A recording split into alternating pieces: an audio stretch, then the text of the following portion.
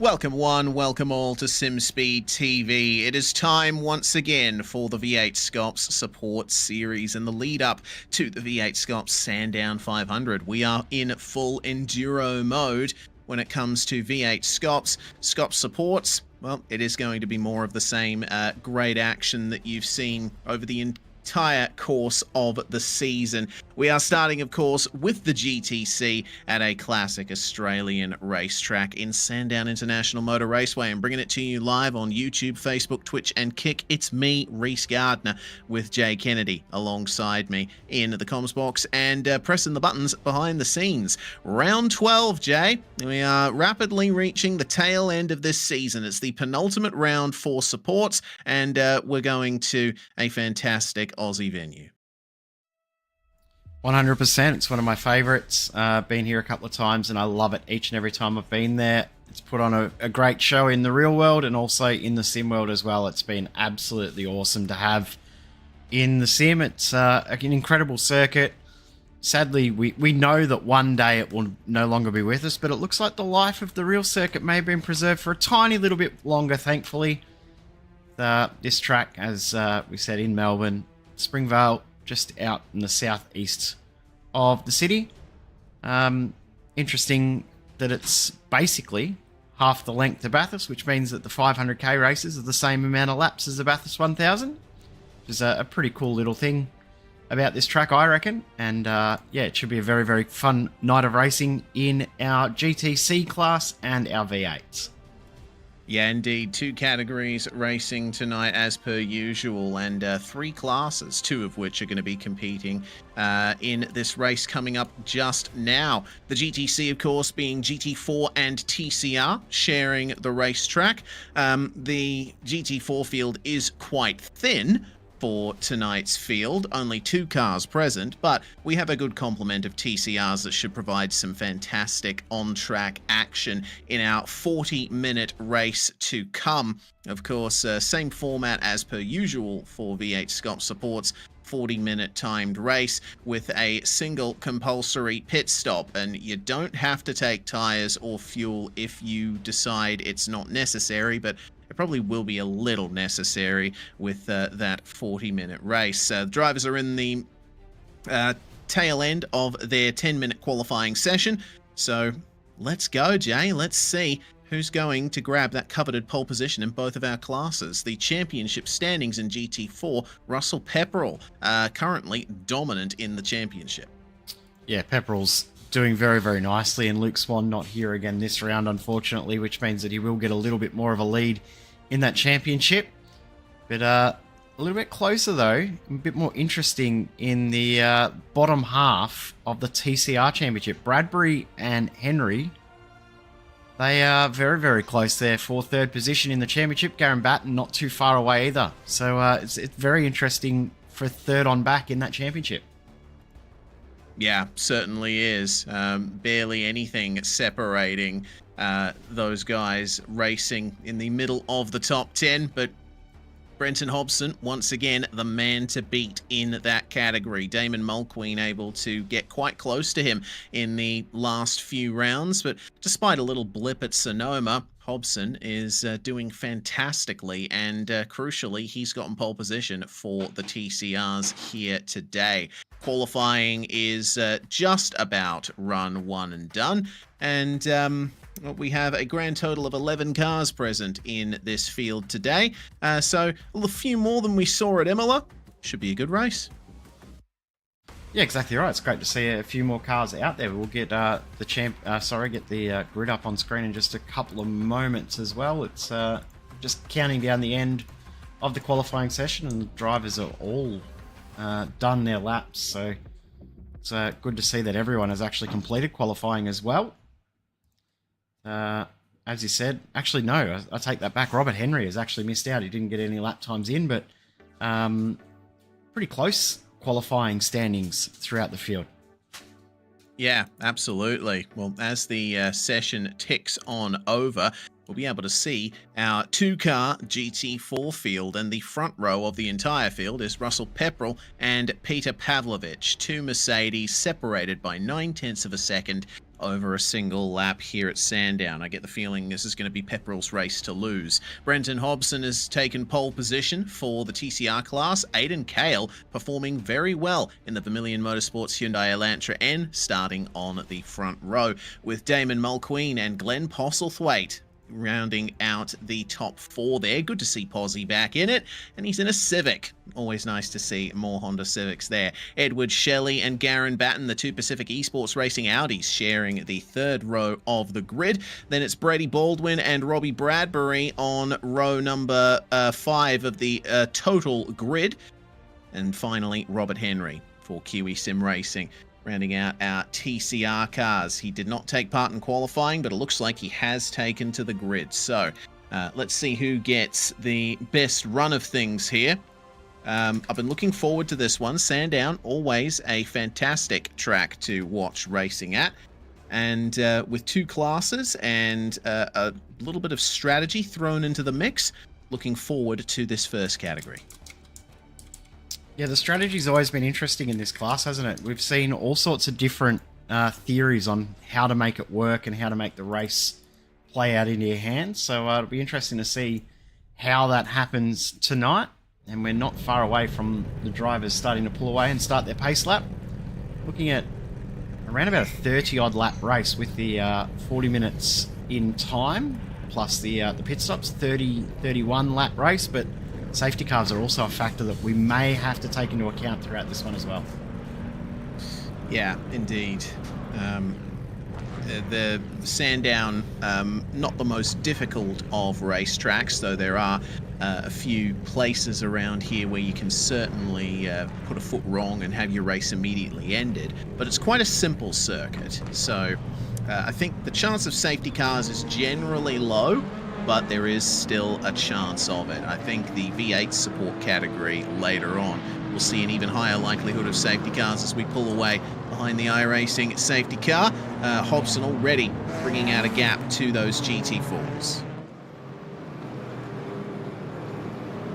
You'll notice too, Hobson with the white on the windscreen. You'll see Pepperell as well has that also. That is the championship leader banner, so you can see very, very easily who is leading the championship in every class in V8SCOPS, supports, and the championship proper. Hobson, as we said, leading the championship and has led from the very, very first lap of the season, not just the first race, but the first lap of the season. He has been the benchmark in this class. Yeah, he's made that Audi RS3 LMS work incredibly well. It's a car that we don't often see up the front in other TCR leagues, and certainly in official racing as well. Most drivers tend to prefer the Hyundai for its longer wheelbase and greater stability, but the Audi certainly has the rest of the cars in the field on acceleration because it uses a DSG gearbox, at least the car that iRacing scanned to put into the sim. The ratios are a little bit strange, but there is no break in acceleration between shifts because it's a dual clutch gearbox, and I think that's another one of the reasons that Hobbo has been so good off of starts here and has been able to get up to speed on the straights very nicely indeed. Well, we're in the final sector now, waiting then for the call of the green flag. It's a pretty warm track out there, 46 degrees Celsius on the tarmac with only 25 degrees Celsius air temperature. A nice sunny Melbourne day. Coming through the final corners for Pepperell and Pavlovich. They're going to be taking the green flag first.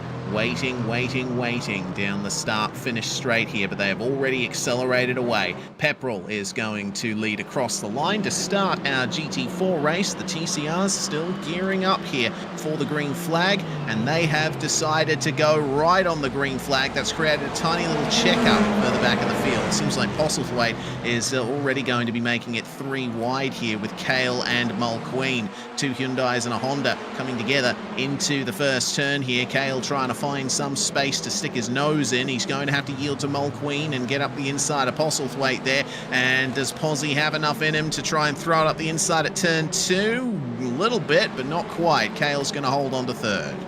Very close though, wasn't it, between them? But yeah, Postlethwaite tucks back in the line, and Brady Baldwin's taking advantage as well. He's trying to get the move done on his teammate here, and he's already up 2 positions from where he started. So great start from Brady Baldwin. I think he might make it 3 though by the time we get to the S's.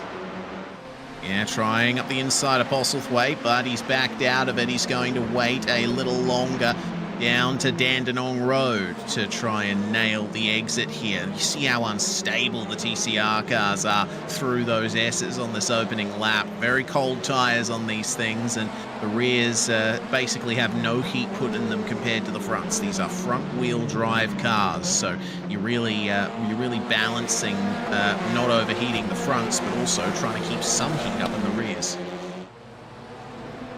Yeah, it's a difficult balance as well, isn't it? We've seen in races past in this series and other series running these cars that it is very, very difficult to get heat in some of the tyres, and you often will see one side of the car get heat in properly and the other side not, and start to struggle throughout races as well. So it'll be interesting to see how drivers then also on top of that will tackle the pit stop, what they do with the tyre changes, whether they even change tyres, whether they just splash in a bit of fuel. They will need fuel at the stop, but how much fuel they put in and whether they take tyres is always interesting balance. Yes, indeed. Sandown has plenty of acceleration zones, so there's a lot of traction being put through those front tyres. Not much in the way of fast corners aside from these coming down the hill to Dandenong Road. So I'd expect that that tyres will indeed be a factor, but maybe not as much as at a twistier track with more corners to deal with. Mulqueen being pressured quite a bit by Aidan Kale as Russell Pepperell, no surprise, setting the fastest lap of the race so far. He is well clear of Pavlovich, 2.5 seconds. So the GT4 race, I think, is pretty much done already, unless there's a problem for Pepperell. So for now, keep to the TCR action. He's checked out pretty well, hasn't he, already? So that fastest lap was 7-8 tenths faster than Pepperell, than Pavlovich as well. So he's definitely checked out. But Damon Mulqueen looks like he's just in a weird spot here. He's probably got a bit more pace than he's showing, but he's not pressuring Hobson, which he hasn't done really all season. But it's allowing Aidan Kale to stick right on the tail. He's not able to break away because Hobson's too close ahead, and Kale's taking advantage of it and sticking right there, isn't he? Yeah, got the benefit of the slipstream as well. Kale was 0.08 of a second faster than Mulqueen on the last lap. Brenton Hobson a tenth quicker than either of them, so still struggling, these two, to really get up to the pace and challenge Hobson. But yeah, aside from, I'd say, Imola, where there was a really good on-track battle between Hobson and Mulqueen, at least before the pit cycle, yeah, Hobson's been almost uncatchable.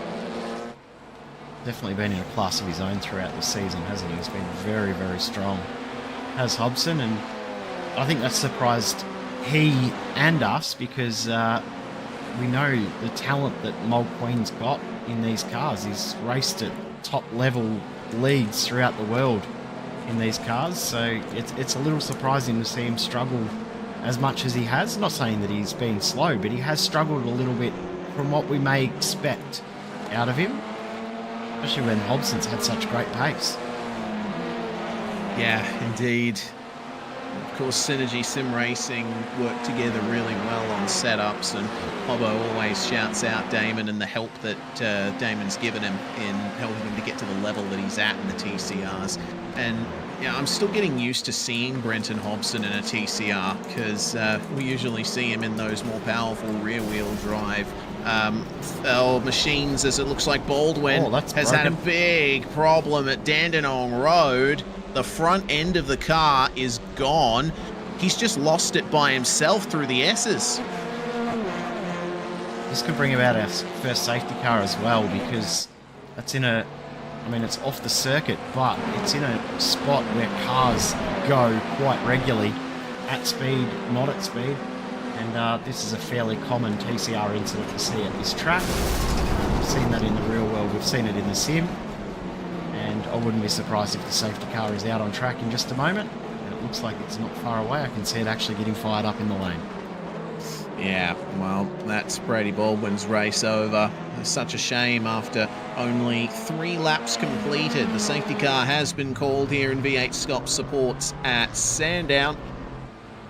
And we'll obviously pick up Pepperell first. Yeah, that incident for Baldwin, it's such a heartbreaker because, you know, I've driven TCR at Sandown myself. I know the struggle. You know, you get down into those S's there, and the rear end wants to swing out, and that's what you want to have happen, because these cars understeer like pigs, because being front wheel drive and all. But if it gets a little too loose and you're trying to slow down for Dandenong Road while navigating those fast corners, it can become very difficult to recover the rear end. No surprise to see that everyone is coming into the pit lane for their compulsory stop. We are in the pit window. The window officially opened at the end of lap 2, so I wouldn't be surprised if literally everybody has come in, and it looks like they have. Yeah, everyone's in. I was about to say there's one car that hasn't. I was about to say, oh, Brady Baldwin hasn't come in. Of course he hasn't, because he's still stuck out on track, so he won't make it back into the pits. Of course, that ends his race as well once you crash out in this series. If you don't get back to the pits under your own power, you are done for the race. So he will not get a finish. He won't score any points in this one, so it's going to make it hard for him with 1 round left in this championship. Edward Shelley with a long stop here. Wonder if he's taking the opportunity to maybe, I don't know. I wouldn't expect him to have any repairs to get done, but he's taking quite a while to get this stop done. 45 seconds. Maybe he did have a little speed in the pit lane. Yeah, maybe. Not too sure what's going on for him there. I'm just reviewing his pit entry, and I mean he slowed down. He fully slowed down, so it wasn't a pit entry issue for him. He is back out on track with a 45-second stop. So yeah, that's a bit of a mystery to me. Yeah, I'm a bit surprised by that too. I just went and looked at it myself as well, and I couldn't see anything with it either, so I'm a bit surprised. Also, we'll see one more lap. There we go. We're hearing tyres. He's taken tyres. No one else did. So Shelley's decided why not change some tyres. The other part of that too is maybe he's doing that to change the pressures in the tyres as well. Of course, you can't just change the tyre pressure without changing the tyres themselves, so maybe he's taking the opportunity to change those tyres for a tyre pressure adjustment as much as anything else. Yeah, and judging by the pit stop time, it is all 4 tyres, because you know, if he only changed the front 2, the stop would have only taken about 23 to 27 seconds. That's usually the window you see. So Shelley with completely fresh rubber on. Let's see how he fares.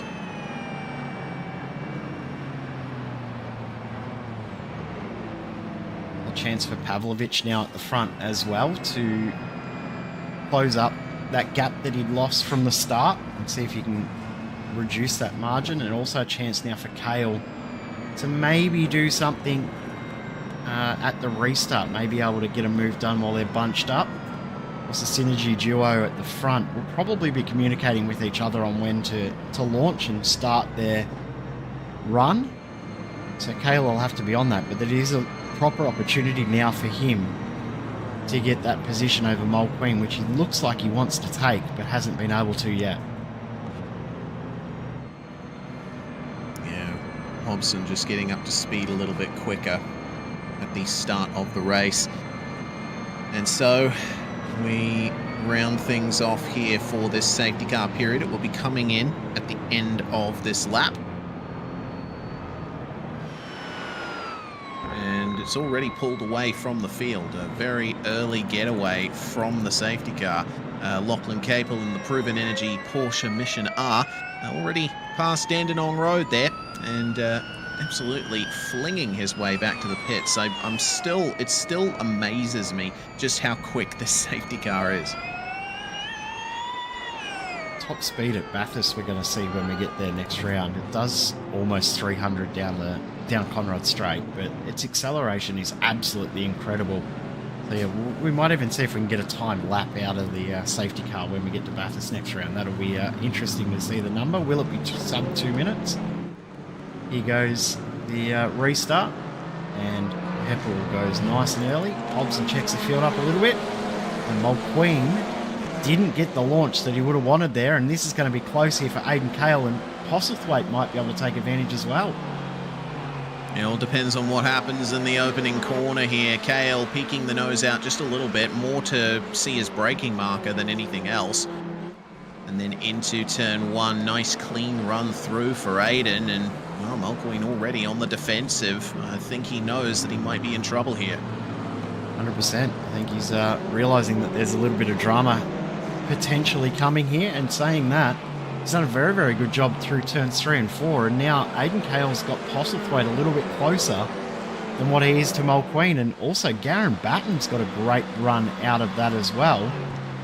Maybe close enough to pull a move down here at Dandenong Road. Not quite close enough into the S's, but he's very, very close right now. Yeah, the tyres are still reasonably cold here with only a few laps completed. They take about 5 laps or so to really get into their optimum phase, in my experience at least. So keep an eye out for the times to gradually fall down there in the TCR class. Robbie Bradbury more towards the rear of the field has managed to try and find his way forward, and Henry a long way ahead, up 3 spots now. Not bad for not taking part in qualifying, and he's got 4 cars ahead of him, all battling with each other. Oh, mistake there for Mulqueen. He's cut the corner at turn 3, and now we'll have a small slowdown penalty I have to serve. He's going to get offline. He'll lose at least 1 spot. He might lose 2 or 3 here, because he's going to have to check up a fair amount to give up that time. There's 1 gone. Will he lose 2? No, Postlethwaite's going to...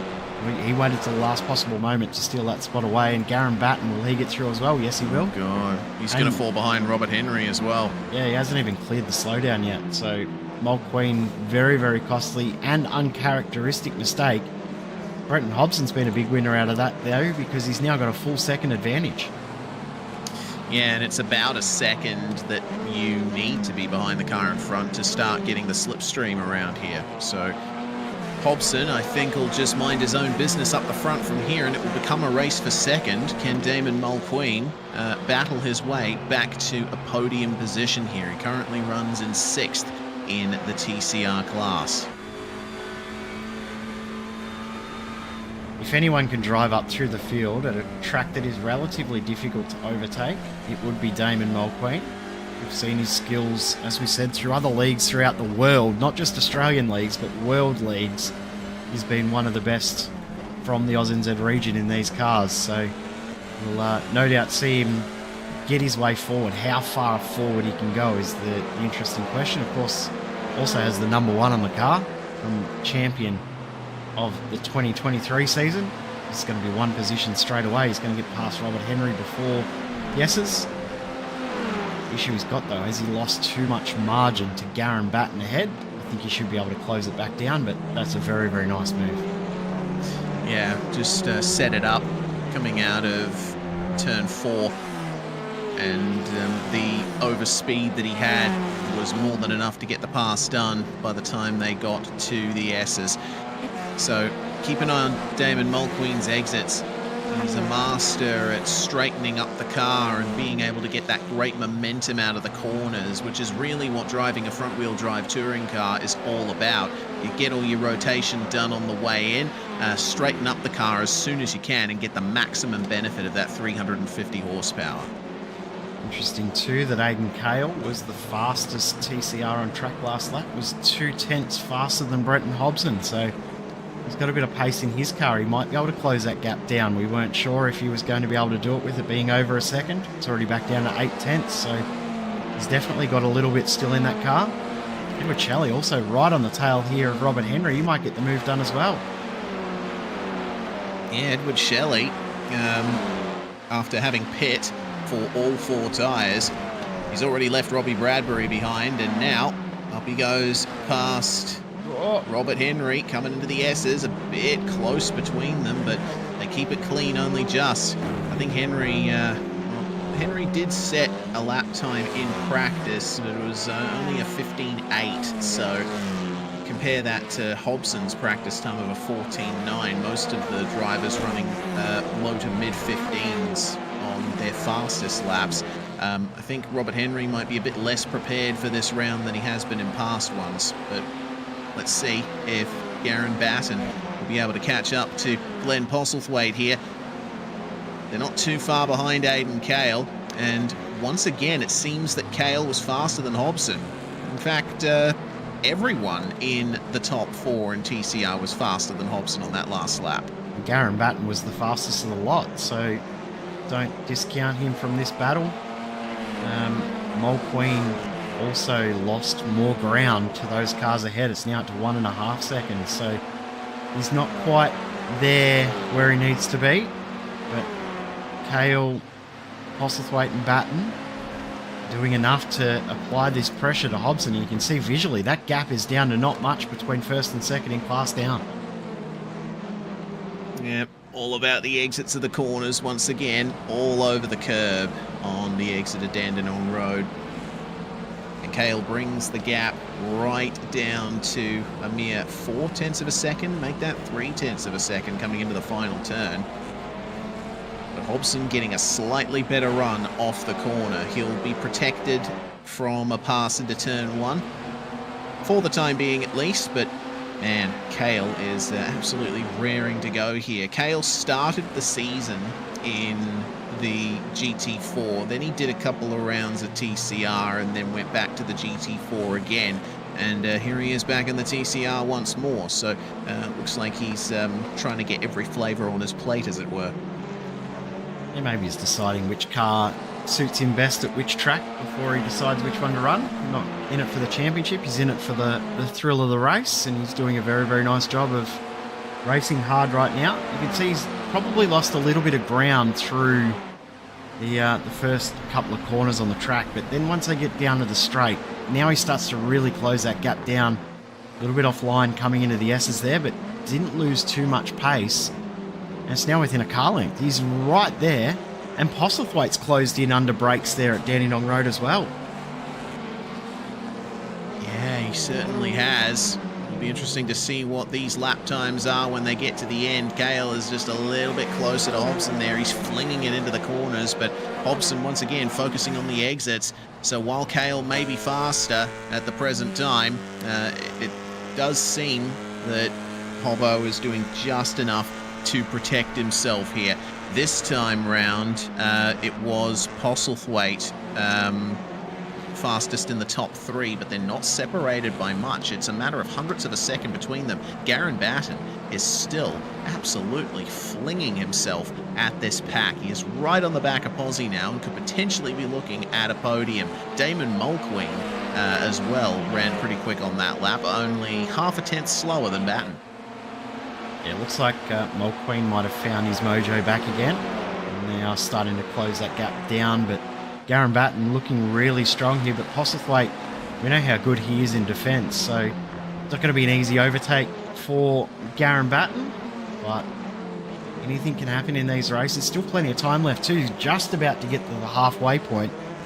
So we've really got plenty of racing left, and this will also bring up the end of lap 15 of this race, so 33 odd laps. I reckon that looks like pretty close to the number we might get.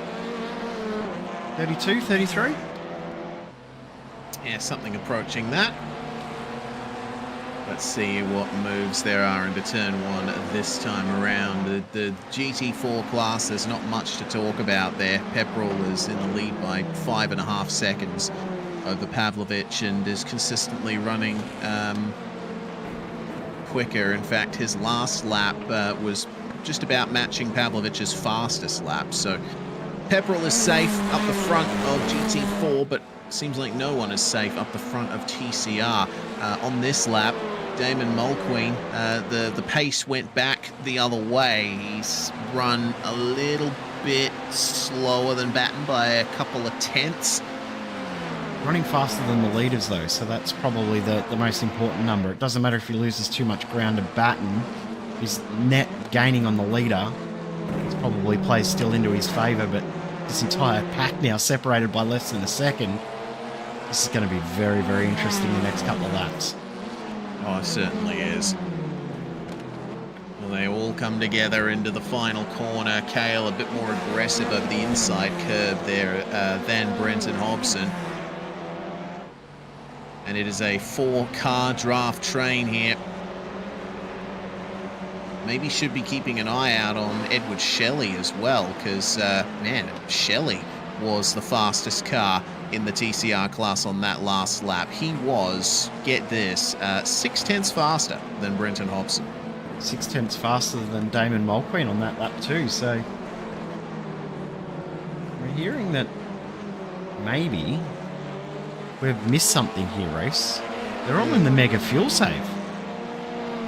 Yeah, that is something that I thought about and then it immediately exited my mind. I would have thought that they would have had enough fuel to get to the end here, but evidently not. A very early pit stop under safety car, and now all of them potentially focusing on getting to the end as best they can. That might be why they are setting up in the draft, just sitting there, staying behind, lifting off a little bit into the braking zones. You know, because yeah, I've seen how close these guys are running, and I'm thinking, why are none of them making moves? Well, that's probably why. Yeah, and that probably explains the big pace difference between Shelley and Mulqueen on that previous lap as well.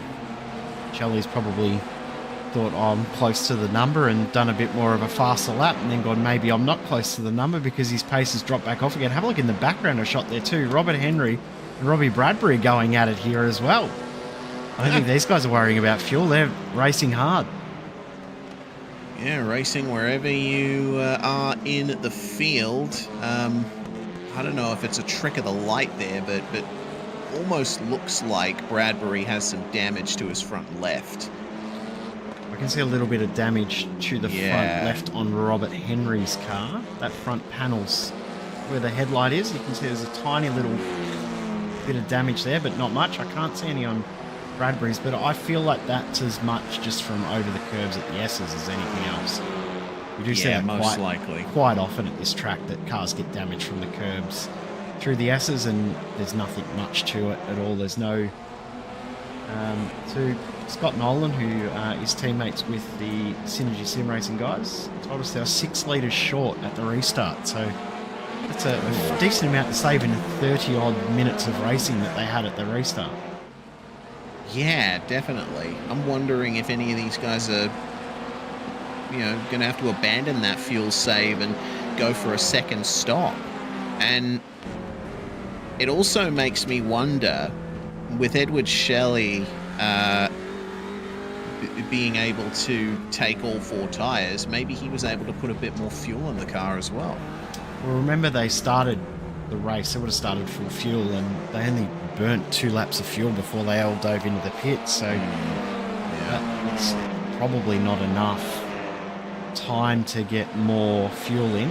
I mean, time, yes, but not enough time in the race to get more fuel in. So, this is an interesting race that we're turning into here. We wouldn't have thought in a 40-minute race we'd end up with fuel strategy, but we definitely have. It's turning into a fuel conservation race, and that is not easy to do in these cars at the best of time. Definitely not easy to do when you are in an intense battle as well, when you're watching the rearview mirror as much as watching the road ahead. All right then, coming up on the 15-minute to go mark. Yep, there we go. Glenn Postlethwaite. So he's the first to blink there. Brenton Hobson, I think, is definitely going to have to pit again because he's the one punching the hole in the air for everyone else. That's why now that we know that we're in a fuel save race, I'm surprised that he hasn't sort of moved over and let Aiden Cale through. Could that have been a strategic slowdown penalty from Damon Mulqueen earlier? Maybe. I think it was quite clear, though, that he made a mistake in the chicane. which then induced either that, the slowdown. Either that, or he's just been very, very clever in making it look like it was a mistake. He's caught us all off guard. We're not saying anything. I mean, you'll know that we're having a little giggle when we're saying that, but if it plays out for him, he might say it was a strategic mistake. Yeah, potentially. Hobson's really now checking this group up. You can tell he's really starting to slow the group down. Mulqueen's right in the battle now. Is anyone else going to dive in? No. Everyone continues on. Postlethwaite back out, another 6-second stop, so he's topped up as much fuel as he could. He'll be going at full speed now. Yeah. Question is, will he be able to put himself in a good position to potentially get on the podium from here? Because you know, we've seen great pace from Batten and Shelley. There's a lot of potential there for them to be a factor, as Bradbury is going to get past Henry into the first corner. Can Robert Henry fight back on the exit? Not quite. Wasn't able to straighten the car up enough. And probably on the throttle a tiny bit too late as well, but throttle control. I mean, you know, you talk about throttle control in V8SCOPS and the V8s and the main game as well. I mean, those cars really teach throttle control, but I think TCR does as well. Yeah, it's a different style, isn't it? It's sure, throttle control sounds like it's the same across all cars, but you do it differently as well in these cars, and you really are turning the car with your throttle as much as you are with the steering wheel in front-wheel drive cars. I must say it is a type of racing that I have missed since I haven't been racing, is the front-wheel drive cars. In saying that, when I was racing, it was more in the Kia Optima, which I know you enjoyed as much as I did back in the day. Yeah. Not many people did, but we did. That old loafy beast. I really loved that thing. Competed in the GS class, I believe, in Pirelli World Challenge. Yep. I remember we both raced a couple of Raw before the 24s in that car when it ran in that as a solo class. I think it was that and the Mustang and the MX-5 together. Yeah, that was back when it was the Raw before the 2.4. That's right. Before we had team racing on iRacing. Yeah. Shows how long we've been racing on iRacing for us. Yeah, I feel a sudden urge to go out and buy a walking frame. I've already got one. My grey Just keeping hairs. it in reserve. Yeah, my grey hairs say I need one. Little mistake there for Aidan Cale on the exit there at Dandenong Road. Yes. How many grey hairs will be sprouting from these guys? Interesting that Postlethwaite's first flying lap after the pit stop, exactly the same times basically as these guys. No real difference in pace. Yeah, that tells me that you know, running solo and pushing hard is not worth much more time than fuel saving, but also sitting in the draft. I mean, you get the extra speed boost, I suppose, from running with someone. And when you're running really close to others, I think in TCR, you tend to find a little bit more in terms of pace. When I've been in battles with people, I've run my best laps, but when I've been out on my own, suddenly everything falls apart. Yeah, I'm always the same. It's a psychological thing when you've got another car that you can follow. You just naturally stick with them. It's a bit like glue. It just sort of drags you along and keeps you together. And that lap there for Postlethwaite, basically the same time as Damon Mulqueen. That does raise one question mark for me again. We've already raised this question mark, but it raises it even further. How can Hobson make it to the end if Postlethwaite now is at full throttle at the same pace as Hobson, who we know is in fuel trouble? How is he going to make it? He's hoping for another safety car, really, isn't he? Yeah, I suppose that's the only thing that's going to change things for these guys. But with 10 minutes to go, that is time rapidly ticking away.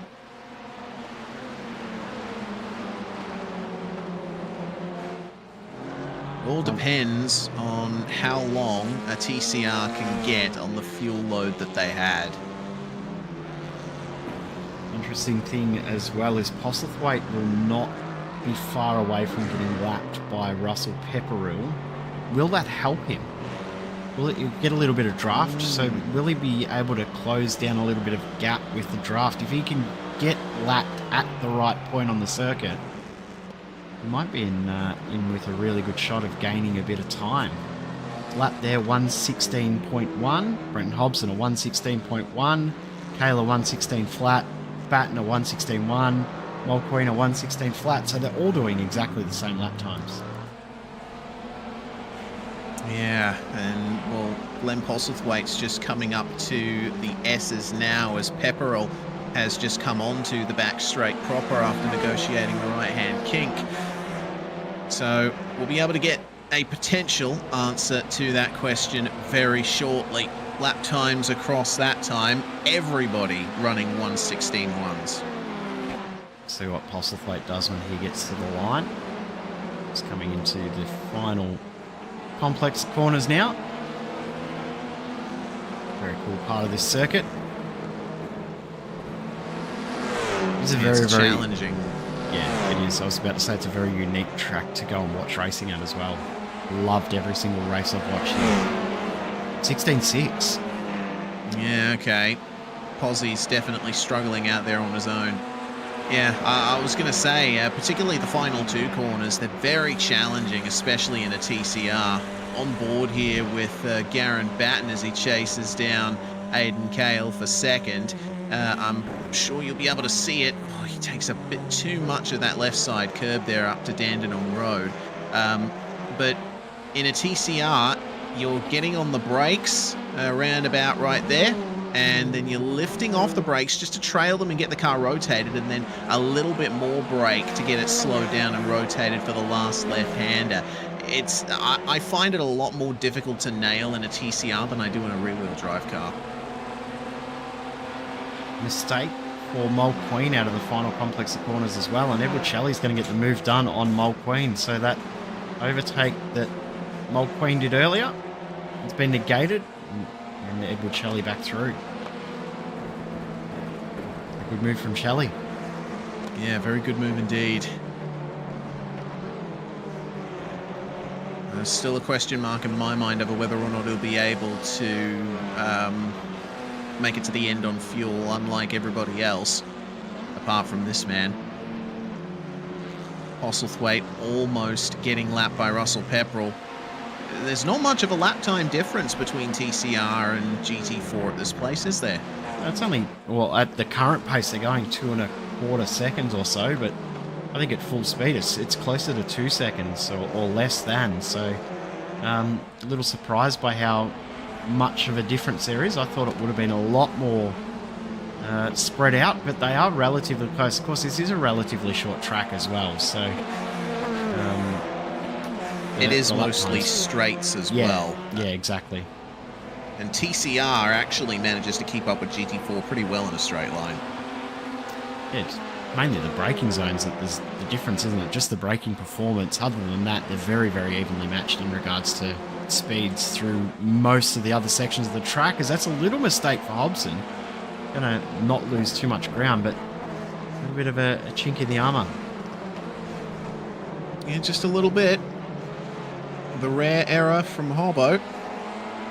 Saw out of that corner on the previous lap, Aidan Kale was running a long way into the curb on the exit and nearly clipped the wall on the way out, so I think he needs to be a bit careful as well.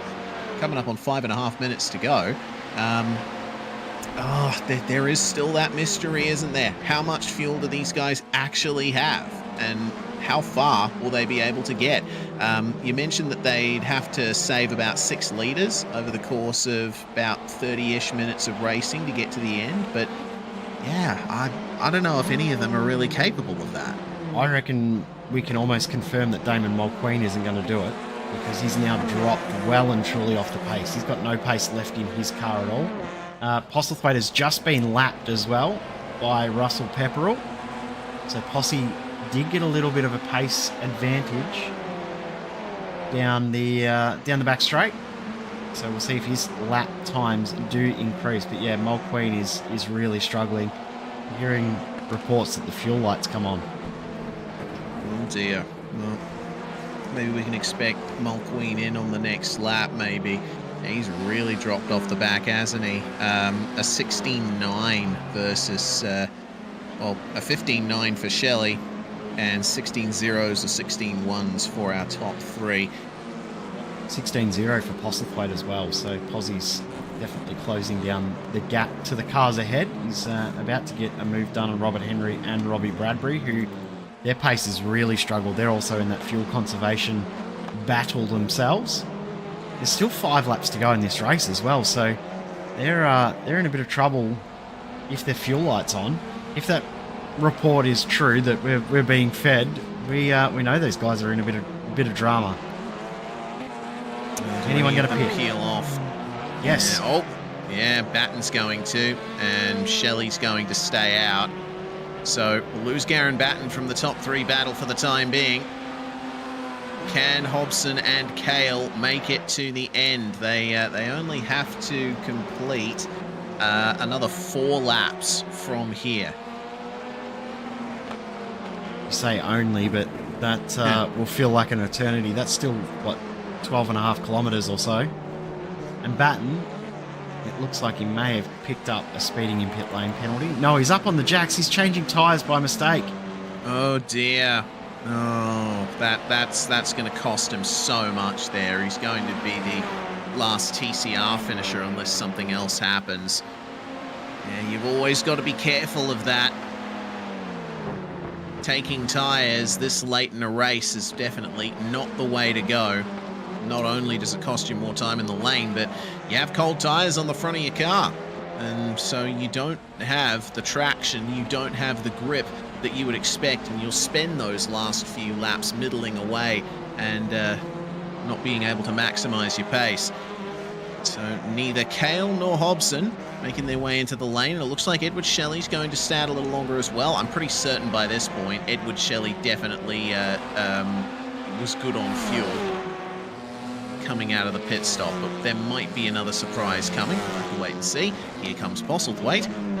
Robert Henry, I think, still on a bit more of a fuel-saving strategy. Pozzie, all fueled up and flat out, is really catching up to him down the straight. Civic versus Civic into turn 1, and well, another Civic of Robbie Bradbury just ahead. The other thing too is now that Pozzie's fueled up to get to the end. He's got a bit more fuel in the car, but he's burned off a lot of that fuel load he had before in the car when he was a little bit slower in his pace. So he'll be able to go a little bit faster, and on cue he's just set his fastest lap since he's made that pit stop, 15.8. Also doing 15.8 was Aidan Kale on that previous lap. So Kale's still got some pace as well. But we're getting down to the nitty-gritty. We're getting down to the final stanza of this race. Who will come out on top? This is going to be a very, very interesting finish, and we don't know which way it's going to fall yet. Yeah, minute 24 to go, and oh, there we go. Kale's going to come in. Oh dear. Oh, so Hobson can now really save. Yeah, he can, but he's going to have to do an extra lap, I think. Cross the line with a minute and 20 something to go. The white flag is out for Russell Pepperell as he comes across the line in the GT4. So Hobbo might just be hoping that Pepperell laps him before he gets to the start-finish line, and he'll Hale's be up able on the to jacks too. still take the win. Oh no, he's made that error. Oh no! So easy to make that error too. I think everyone that has watched that is out there watching that's ever raced a race on iRacing has done that as well. Oh yeah, absolutely. Sometimes you're just unable to foresee it. You know, especially coming into the pits like you do at Sandown. I mean, you do have time to adjust your pit stop on the straights, but if you don't remember, then you got to negotiate that chicane on the way into the pits, and your pit box comes up way quicker than you think it does. It's a short pit lane, isn't it? Yeah, very short indeed. One of the shorter pit lanes of these longer circuits on the service. Not really long by some international standards, but still. Anyway, Russell Pepperell, completely unpressured in the GT4s, will take victory. Going to force Mulqueen to do an extra lap there. it seems. So we'll have to wait and see if the likes of Hobson, Mulqueen, etc. can make their way through. Shelley and Postlethwaite, it looks like, have already crossed the line. Pavlovich coming home second in the GT4s, and Hobson doesn't look like he's saving all that much. He's not really going slow. I mean, he's got a huge gap behind. He's under no pressure at all. Maybe he did just enough to save fuel. Probably doesn't matter either. If he runs out now, he either finishes first or second, so it's no real danger for him because they are a full lap ahead of everyone else. So I guess if they are struggling with fuel still, they've played the strategy perfectly because they've ended up a full lap ahead of everyone else. Well done, Brenton Hobson. Great win. Yep, another one to add to the tally of many that he's had in 2024. Hobson is your TCR winner, and Damon Mulqueen is going to make it a Synergy Sim Racing 1-2. Ultimately, Edward Shelley getting onto the podium. He was mighty quick in that Audi. Sure was. He did a great job. Well, Mulqueen, yeah, absolutely. Great result for Pacific Esports Racing. Great result for Synergy as well. These are the unofficial results for the GT4s. Pepperell and Pavlovich separated by 12.5 seconds, and that is it. There were no other GT4 cars in the session today. TCR, on the other hand, quite a few more cars. Hobson ultimately coming home 17, nearly 18 seconds ahead of Damon Mulqueen and a full lap ahead of the rest of the field by virtue of Pepperell not lapping them on his final lap. Shelley, though, does get onto the podium. We'll be very happy with that achievement. Postlethwaite coming home in 4th, having to take another pit stop for fuel. Robert Henry and Robbie Bradbury round out the top 6. Batten, Kale, they unfortunately took tyres in their pit stops, and that cost them quite a bit. And Brady Baldwin brought out our sole safety car of the race, unfortunately out very early after a mistake coming down the S's. So that ends the racing portion of GTC. And we'll wait and see if there are any drivers that show up to have a chat with us here, Jay. But another solid start to the night. Now I'm looking forward to V8s. And we've seen how competitive the V8 field has been all season long, so I'm looking forward to seeing how it plays out as well. We know how close that field has been the whole way through as well, so there's going to be some interesting racing when we get out on track in a few minutes' time for the V8 class. While we're talking about the V8 class, let's quickly look at the championship standings because it is tight as well. The front, not quite as tight as the others, but it is still very, very tight the whole way through the field after we take out the leader in Aaron Gilbert. Have a look at that for second and third. That is as close as you can get. Closest margin you can have in this point system is 2 points. And we've got 4 separating those guys. Yeah, we certainly have. Man, Haywood and Gray, can't wait to see them go at it in the V8 class. And also not too much between Dean Alessi and Henry King. I'm seeing, surmountable gaps between Coxhead, DeGraff, and Stevens. So it'll be nice to see what they'll be able to do in that championship top 10. But for now, we have our GT4 winner waiting in the green room, and we can bring him in. Russell Pepperell in car 69, another win on the board, but much like Imola, it seemed a bit of a lonely race. Yeah, it was a little bit. I think the safety car and the fuel save made it quite interesting, quite challenging. So that was quite nice. Yeah, we were talking mostly about the TCR fuel saving strategy, but we didn't even think about the GT4 fuel save. What were you having to do? It's just standard stuff, really. Big lifts and coasts down the front straight, a little bit more over the top and down into Dandenong Road. It seems pretty simple in the end, but I'm sure it was far from it, trying to set those fast times around Sandown here. Of course, the season's going to come to a close next time out at Bathurst, and you are the championship leader in GT4 coming into that round. We're hoping that there's going to be more of a turnout for GT4 at that last round, but I'm sure you're looking forward to that as much as we are. Yes, it would be nice to see a few more, but round at Bathurst, a bit longer this time round should be quite nice. Excellent stuff. Is there anyone you'd like to thank before we let you go, Russ? Just the usual crowd, Kiwi Simracing, Speed Nation, Robert Henry for telling me how to install an AIO on my computer this week. Nicely done. Russell Pepperell there. Thanks for joining us, mate. Thank you. And our TCR winner in the box here with us as well, Brenton Hobson, joins us now. Hobbo, man, that must have been stressful having to save that much fuel over the course of the race. It was, Reese. I don't know why this keeps happening to me. It seems like every time I do a race, it's a fuel saver. Yeah, and certainly you were very closely fought, at least until right at the end when the other guys had to dive out. You were the one punching the hole in the air for everyone else, so I expected that you'd be one of the worst on fuel, but apparently not.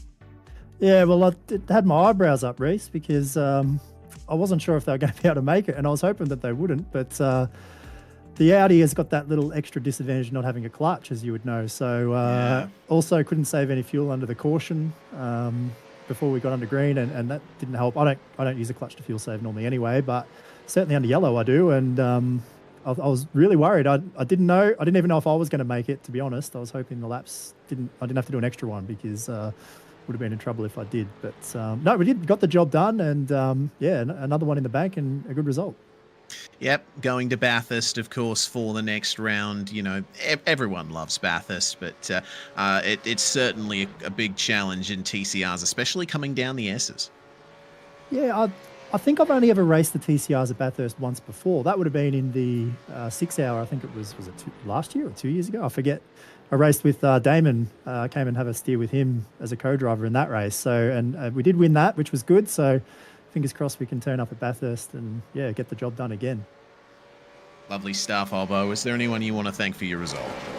Well, first and foremost, I just want to say a shout out to Glenn Postlethwaite. How good is it to have Posy back in the scene again? It's been a couple of years since we last had him around, so it was awesome for him to come and have a jump in tonight. And he goes right in the TCRs, and he did a great job considering it's been a long time since he's been on the scene. So shout out to Posy. It was good fun having him back. Obviously, shout out to all the guys on the team. The other one, obviously, Damon Mulqueen as well, because he's the one who helped me out, as always, and put together a nice setup on the Audi for me. So appreciate that from him. And obviously, all the team at SSR and all the sponsors, the league for putting on the races for us, and obviously you guys as well for broadcasting for everybody. Lovely stuff, Hobbo. Thanks for joining us, and hopefully we catch you again at Bathurst. No worries, Reece. Looking forward to it.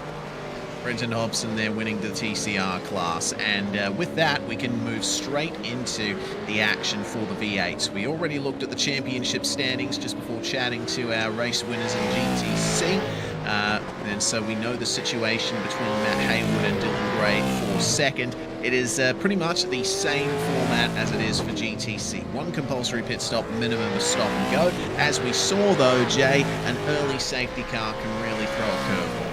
Yeah, the other change as well is that the drivers will have an open qualifying session, so it's all on track together, which is a little bit more exciting. Only 10 minutes, you basically get 3 laps. That's all you get to get your lap in. With other cars out on track at the same time, it is very, very difficult. The other thing to talk about, we're doing a bit of retro round. It was going to be Bathurst and then it was going to be Sandown, so basically it's turned into both rounds are going to be retro rounds over all of the classes. So we've got a few drivers that are interested in joining the retro spirit, so we'll have a few retro cars to talk about throughout the racing. Yeah, we certainly will. It'll be very nice to see Dylan Gray in particular running a very nice tribute livery, and Martin Lipsky in the STP liveried car there. It's nice to see a bit more of blue and red out on the circuit in a field that has largely been dominated by black and white and metallic cars. Yeah, black, white and red really, isn't it? The Jinx Shifters cars. But yeah, we'll go through most of the cars throughout the racing, and we'll be sure to show as many as we can. And then when we get into Bathurst for the V8SCOPS round, that will be a retro round for those cars, because it possibly, fingers crossed, will be the farewell of those cars, which hopefully, fingers crossed, as I said, that we will see the end of those cars. Not that the cars have been horrible, it's just that it'd be great to have new ones again. Yeah, I hope you're gone. Nah, of course. No, they're still fantastic cars to race. It does mean that, yeah, we will be saying goodbye to the Gen 2 cars in the main game, and we'll be saying goodbye to these specific Gen 2 cars in V8SCOPS supports as well. This is the last sort of major series that's actually running the old Falcon and VF Commodore. So yeah, it'll be sad to say goodbye to these cars. We'll be racing the ZB and Mustang next year in V8SCOPS supports if the Gen 3 cars come out before the end of the year. Now, of course, we're only going off what was said at the end of last season, but I think everyone has taken it to heart that the fact that the Gen 3 cars were said to have only just missed out, that's iRacing's words, we're taking that to mean that we will 95% sure, hopefully 100% sure get the new ones. We don't know anything, but we're just hoping as much as everyone else. Yeah, indeed. And even if we did know, we couldn't say because we are under NDA. Are we? Well, at least that's the document I signed. I don't know if you got a different. Yeah, I got the same one. Henry King's just made a mistake on his first flying lap. Yeah, not ideal start to qualifying. It's a very short qualifying session here. Probably only be able to get maybe 4 or 5 real hot laps in, because remember the no escape rule is active in qualifying as it is in all V8SCOPS events. See what happened to King here, coming through turn 1. Yeah, he was already off track there, and so he decided I'm just going to tour straight on through, rejoin after the 2 cars behind me passed me. One of them, I believe, was Dylan Gray there, and the Middle Finger Racing Falcons as well. But that was a safe re-entry back onto the racetrack. Dylan Gray then, 3rd in the championship behind Matt Haywood and Aaron Gilbert. And his first lap will be a 1:07.8. No one else having set a time just yet. We'll wait and see for the full extent of times, particularly from Haywood and DeGraff, who end up taking the top 2 spots there. 1:07.6 now the benchmark time for pole position. Joe Mahoney in the race on Oz. As Gilbert goes to P1. This is a replica of the old 90s Camry out there. Isaac Edwards also in the 15 car running the same paint. Very, very cool look. They were spraying these on socials throughout the week, and I reckon they look very, very cool. Yeah, very nice looking machine indeed. It's always nice to see a bit of 90s style liveries here. How good is it to see numbers on the doors of cars? Yes. I do miss numbers on the doors of cars. If you want something cool to bring back into racing, it's numbers, stylized numbers, NASCAR style numbers, I reckon are cool as well. Bring them all back. Like what we see on the MFR cars here, the NASCAR style numbers on the side of the cars. The Vermilion car in the background there too also. Very cool. Yeah, having numbers on the sides of the cars also makes it a lot easier for us to figure out which car is which. Troy Allen jumping into the pits. Unfortunately, he was the man that locked up down at Dandenong Road, and Hayden Cale's going to follow him in. Cale always doing double duty in V8SCOPS supports, going straight from the 350 horsepower front-wheel drive TCR to a 600 plus horsepower rear-wheel drive 1.5 ton V8 Monster. Probably easier doing it that way than the other way, though.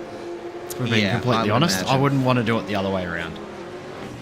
Nah, you know, these they're 2 separate cars that have 2 very separate driving styles to just about every other car on the service, and they're miles apart from each other as well. I mean, a V8 at least, you know, you can get used to it. It might be tough to go fast. I know I certainly have trouble with that. But yeah, going straight from one of these cars to a TCR, you have to basically reverse your brain, which is not the easiest thing to do with only 10 minutes worth of preparation like there has been for Cale. Yeah, I think if you're doing it the way that we've got it set up for this series, it's not as hard, because as soon as you put your foot down in the V8, your brain automatically clicks into gear a little bit more. And while. He's struggling to get his brake pedal to click into gear there. He runs off the circuit, and will he hold up Dylan Gray, who's just about to start a flying lap? Here we go. Picking up slipstream, has to pull out coming into turn 1. See if Dylan Gray will be able to gain any extra time from this. It doesn't seem like an ideal circumstance for him.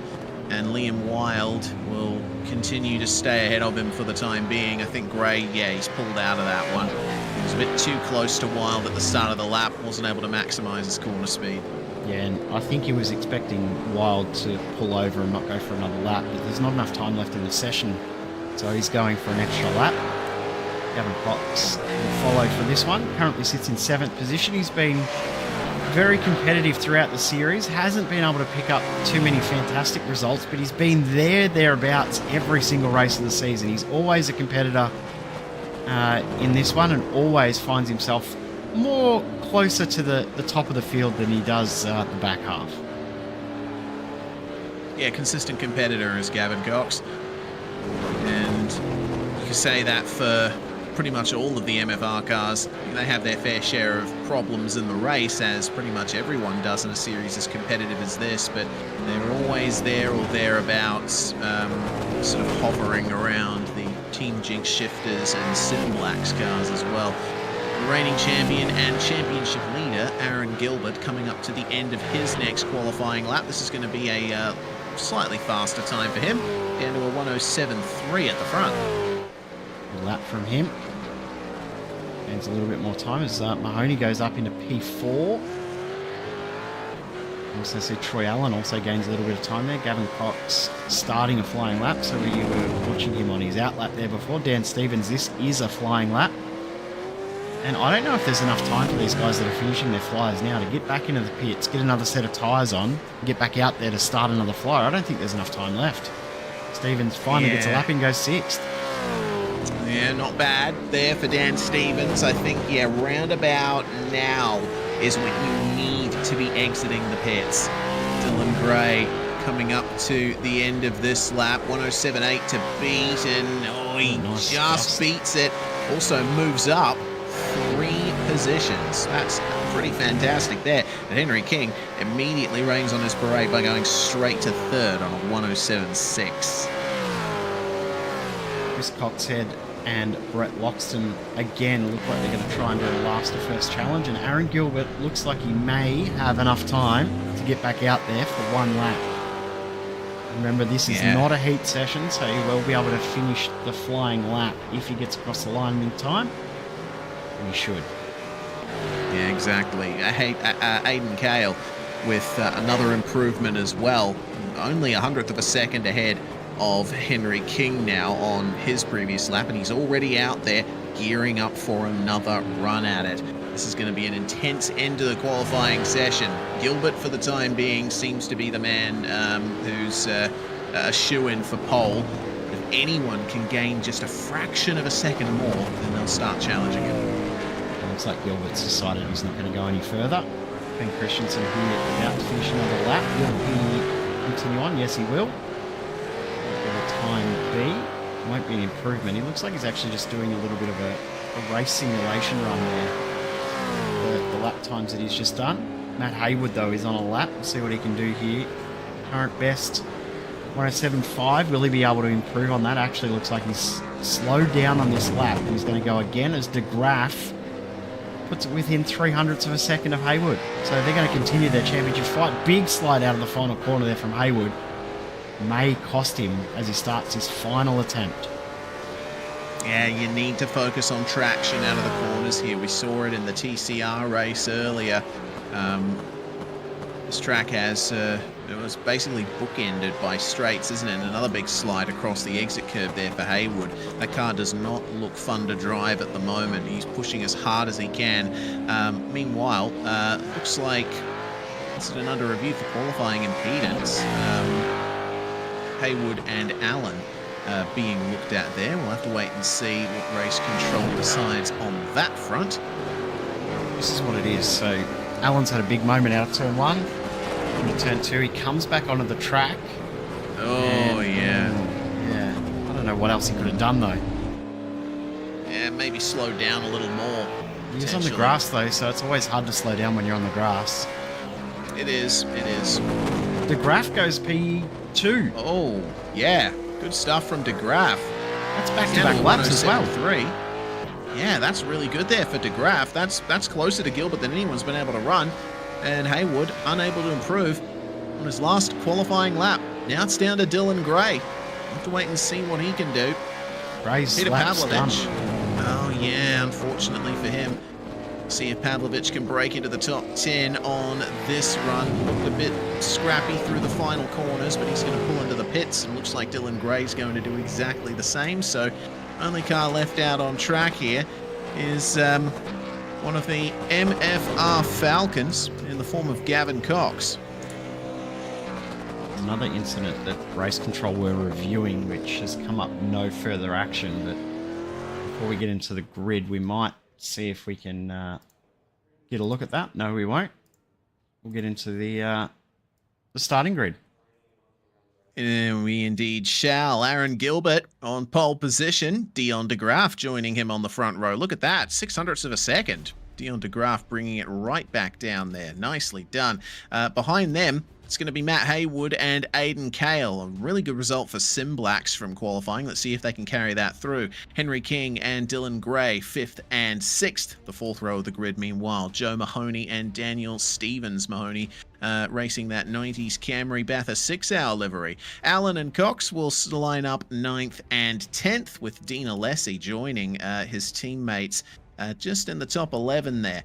Peter Pavlovich alongside him. Yet another MFR car, the 111 of Colin Bruns, is going to start alongside Ben Christensen on the 6th row there. Oh, the 7th row, sorry, with Liam Wild and Isaac Edwards sharing row 8. Martin Lipsky was the last driver to set a qualifying time. Chris Coxhead and Brett Loxton are still in the session. They did set times in practice, but you know what? I think they're doing the same thing as they did at Imola. They didn't set lap times in qualifying on purpose, it seems. They want to try a bit of a last to first challenge. Just going out there and enjoying their racing, and it's something we enjoy watching. It's always a cool fight to see them come through the field. Also just noticed too that Rob Crisdale has just joined the session with mere seconds remaining on the clock before he's not able to get in. So we may see Rob Crisdale get on the grid as well. Huh. All right. Car 808 jumping onto the very back row there in the final moments. Let's see how prepped he is. This is going to be a really rough race for him in any case. All right. I'm looking forward to this. Full field of V8s starting on the start-finish straight at Sandown. A standing start for this, of course, to go up against the rolling start for the GTC. Who will get the best run off the line? The revs rise. It is Aaron Gilbert versus Dion de Graaf on the front row. And we are away. That is a slightly better getaway off the line for de Graaf. And he's going to immediately move across on Gilbert, protect the line into turn 1. Trying to get his nose in there was Matt Haywood. Everyone's locking up on the way through turn 1 there. It looked like Dylan Gray might have had a bit of a lock-up as well. There's a car around at the back of the field. That's Martin Lipsky. He has continued on, which is great to see, but yeah, surprising start there. De Graaf getting the move done, and there's a little bit of a gap already forming in the field between Joe Mahoney and Henry King. King in the lead group and Mahoney in the secondary group. Yeah, this is rapidly forming into a race of 2 groups indeed. Martin Lipsky and Liam Wild apparently making contact in turn 1 to send Lipsky around. Race control are looking at that. And through we go to the final sector, side by side here. Pavlovich trying to keep Ben Christensen behind him, but it comes to naught. And in the number 9 gets the run around the outside of the final turn, and lap 1 is complete, with only the incident between Wild and Lipsky really worth noting for the time being, but the lead is still on. Aaron Gilbert wants it back from Dion de Graaf, but Aidan Kale is starting to pressure him. I thought that Gilbert was going to make a little move there up the inside, but then I think he was also worried that if he did, Aidan Kale was close enough to take advantage and maybe take the move away. So So Gilbert back out of it there at the last second. Holds on to the position. We'll see what happens from here because this front six, a little bit of a margin back to the rest of the field. In saying that, that gap is starting to close. So we might see one big long line of 18 cars. CPS window also now open. Indeed. End of lap 2, you can come in. Scott's already up 8 spots. Yeah, that's ridiculous pace there from Chris. We're not surprised by it though. No, certainly not. His form has been fantastic in 2024. See how far up he makes it on the rest of these guys. Not too far behind as lap 2 is complete, and for the time being it looks like no one wants to come into the pits. Why would you this early unless there was a safety car? Bit of a cooler track that these guys are dealing with versus the GTCs, down to 34 degrees Celsius, and it's starting to approach the early evening in virtual Sandown. Look at that exit there from Aiden Kale, using the slightly cooler track temperature to his advantage. So we'll see here. I believe this is on board with Wild. Yep. And Martin Lipsky moves his way through there, got a much better start. Liam not really getting the line walker sorted, and he tried to get up the inside there. Yeah, that's difficult to determine there. They were 3 wide at the time, so I understand why Lipsky turned in, but I think a few other looks will have to be made at that by race control. I've just seen that looks like the decision has been made that'll come through on your screen in just a moment, Bruce. Yes, I see it in the instant text chat as well. No incident. Yep. I'm not surprised to see that there's no further action there because, as you said, he did turn in, but he sort of didn't have a choice because there was a car on his outside as well. And I don't think Liam Wild did too much wrong. Sure, it wasn't easy, but yeah, didn't really do too much wrong. Side by side here, that's a lot of smoke ahead though too, as I've just seen. That's why. That's Dan Stevens around the outside of Joe Mahoney. Oh, a little bit of rubbing. Chris Coxhead's there to take advantage, and he's going to steal one here on Mahoney. All Dan Stevens had to do was point and shoot around the outside of turn 4, and he was able to get the run. Falling back further behind is Mahoney. That's 2 more places lost. He wasn't 7th at the start of the lap. And now we see Chris Coxhead wanting to have a go at Daniel Stevens at Dandenong Road, but it's not going to work out. See, Stevens is technically the lead car in this pack, and now Chris Coxhead will be. I'm sure he'll start pulling away. Mahoney standing a chance of getting the place back, but has to yield to Stevens into the penultimate corner. Well, we've been watching that. Have a look at what's just happened ahead. The second and third, we've got an overtake, and that's move done. Aiden Kale through in the second, and Aaron Gilbert go back in the third. As there's contact at the front. Oh, Dylan Gray, Henry King, and Matt Haywood all a part of this one. Oh, Dylan Gray off the track as well. Oh. King thought he could have a chance up the inside. Haywood has to Track's stop. blocked. This is not good. This is not good. Oh, Dylan. Oh, no. That's probably going to be looked at dimly by race control there. And it looks like Gray's car, the rear suspension at least, is pretty much destroyed. King's going to flip the car around, but look at that left rear for Dylan Gray. And that's all because he reversed back out onto the racing line. Yep. And that all started down at turn 1. We're going to see a safety car here again.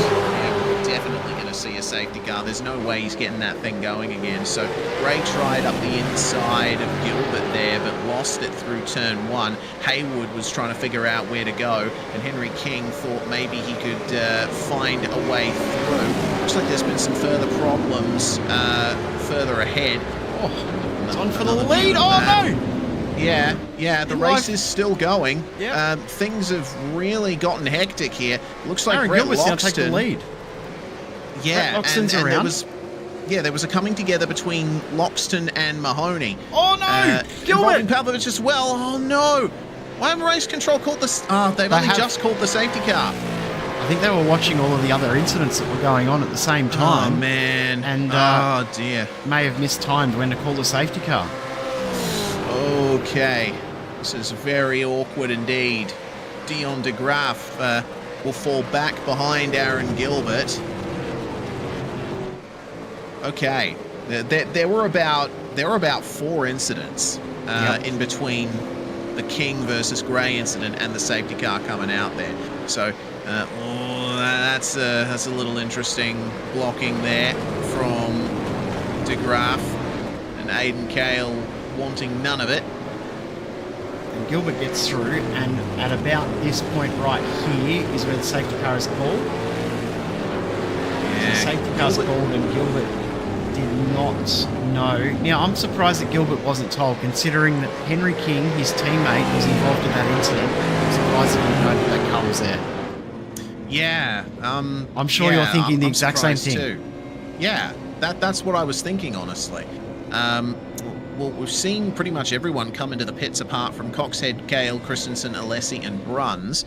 So we'll see how that works out towards the end. A very short stop for Dion de Graaf, meanwhile, only 11 seconds. Pretty much everyone else. Oh, okay, so Loxton, it's a little tap from behind from, is that Pavlovich?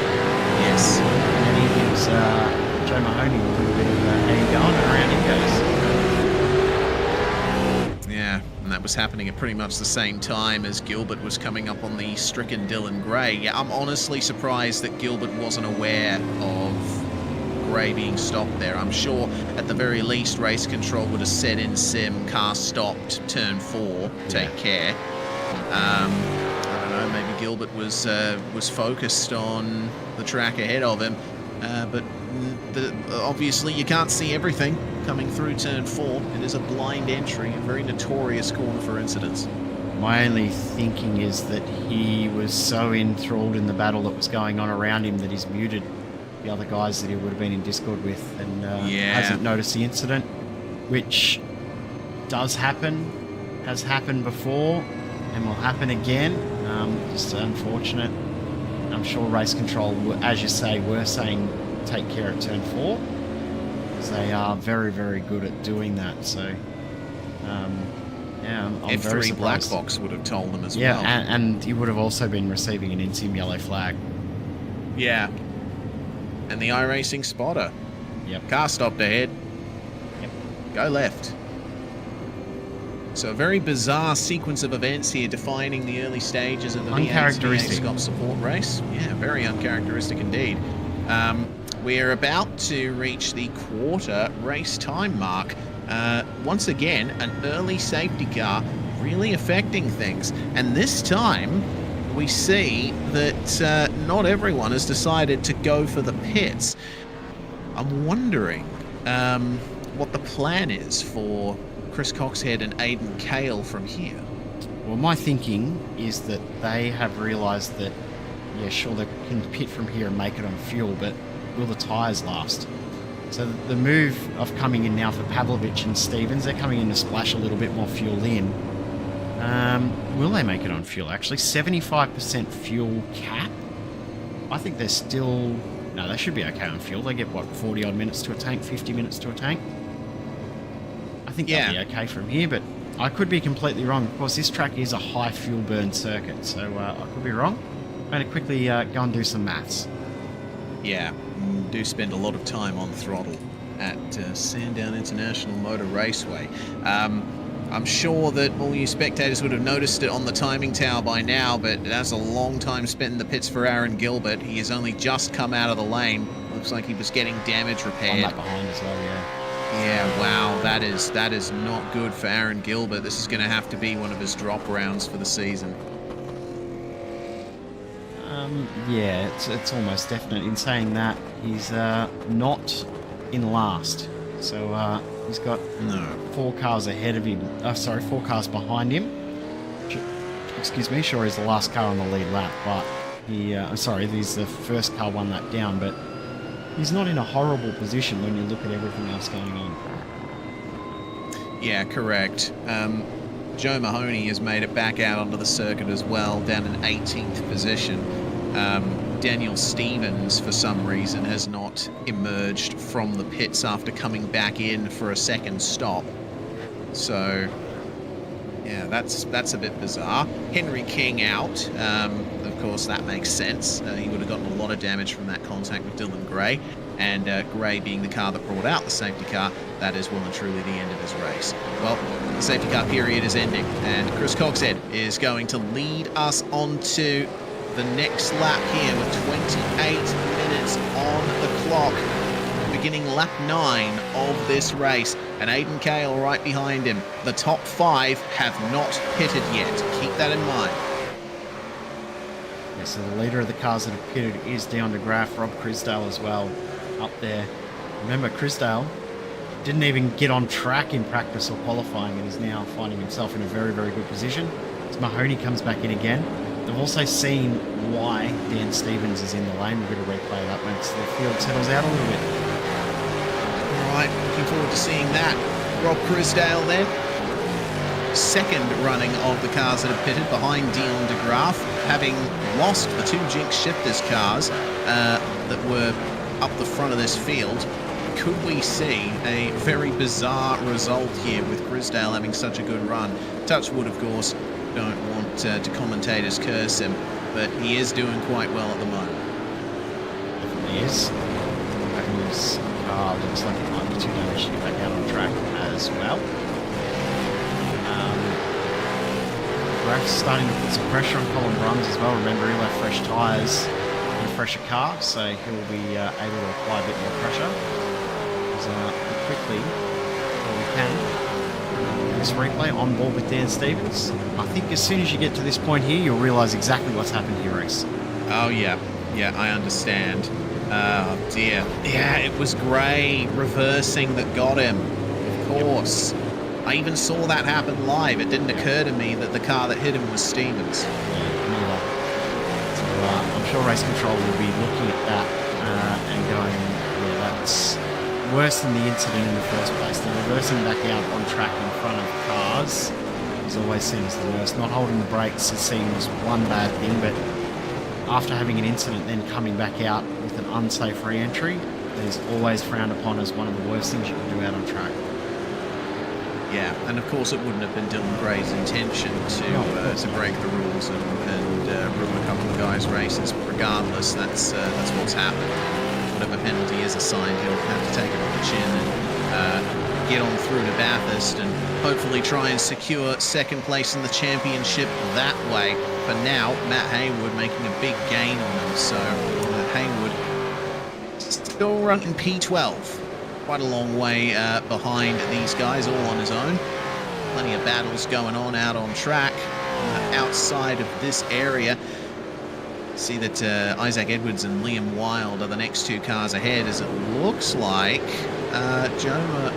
who was that just emerging from the pits? Yeah, there Mahoney's behind? just come out. Yeah, Mahoney. He came back in for another stop there. So he initially stopped to get the damage repaired, and now he's just topped up the fuel and maybe bolted some fresh tyres on it. I would think he's also come in and got a little bit more damage fixed, so he would have had some more optional repairs that he hadn't done. He's gone, no, it's too much, I need to actually do that. Yeah, it was actually quite a long stop there from minute 42. So here we go. Oh, Bruns and de Graaf bumping each other off, and Crisdale sees a chance to go for the effective race lead here. How's that for a driver that only jumped in mere seconds before the race session ticked over? Very, very interesting, isn't it? How much pace he's got, considering he didn't do a single lap before the session proper started. We'll see if it can continue on. He may find himself in a little bit of trouble in regards to making the tyres last, but I'm still confused as to how he's got into the effective lead ahead of everyone else that had stopped at the same time. He's done a very, very good job when it comes time for a pit stop. It was a pretty short stop for Crisdale compared to everyone else. 10.8 seconds. Everyone else outside of Liam Wilde and Matt Haywood, who also had 10-second stops, everyone else was 11 seconds or more. So, yeah, you're right. Crisdale's fuel situation might be a developing story. So then, into the final corner. Crisdale now is the one leading the charge on Colin Bruns to try and get into the overall top 5. Top 5 cars still have not pitted yet, and we will be able to see some big changes happen from there as De Graaf back up the inside of Chris Dale at turn 1. Nice move. Yeah, very nice move indeed. Very good recovery from De Graaf. I thought that he might be a bit frazzled by the slight contact there with Chris Dale, but he's done well. Now he's run on the attack on Bruns again. Meanwhile, Gavin Cox in the Middle Finger Racing 555 looking to try and gain a bit here on Chris Dale. No further action between De Graaf and Bruns either at the final corner. That was a nice quick decision.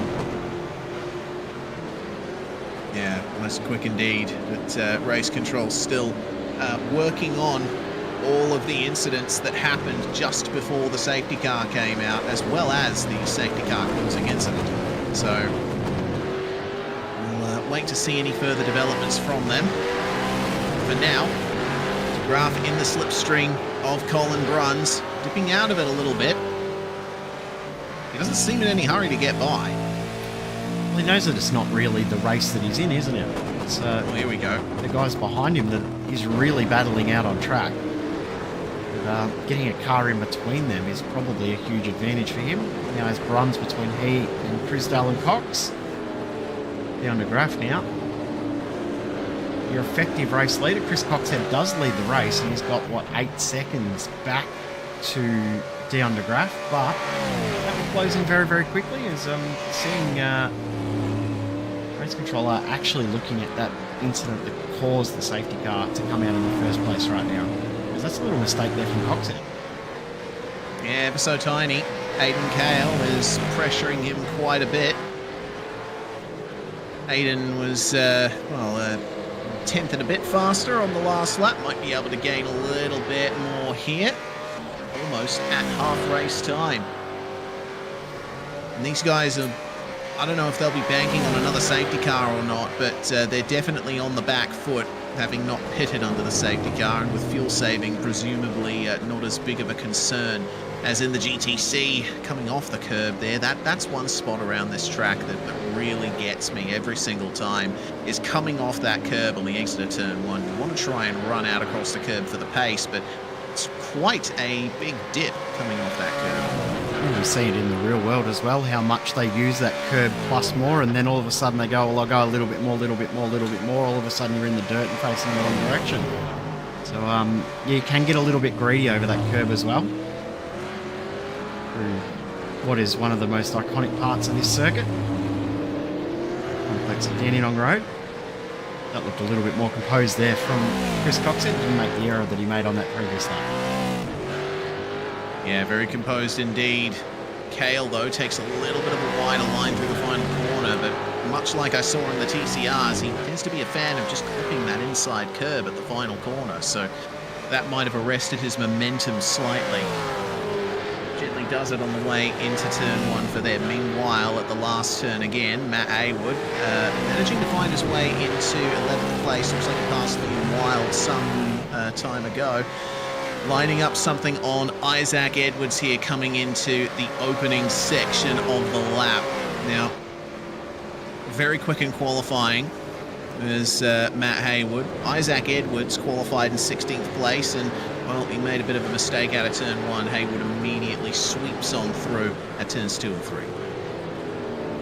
Yeah, easy move there for Matt Haywood, driver with his experience in this car. Don't find that too much trouble with that mistake from Edwards. It's Chris Dale. Starting to feel a bit of pressure from behind from Gavin Cox now.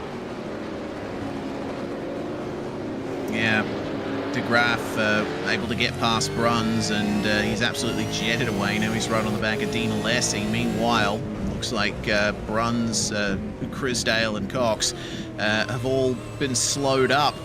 Really, it's more of a case of Chris Dale and Cox getting slowed up, as Ben Christensen is the first of our second group to make his way into the pit lane. Had to have a couple of goes at getting on the brakes there in the box. So this will be a little primer, a little read into exactly what's going to happen to our current race leaders when they decide to come in.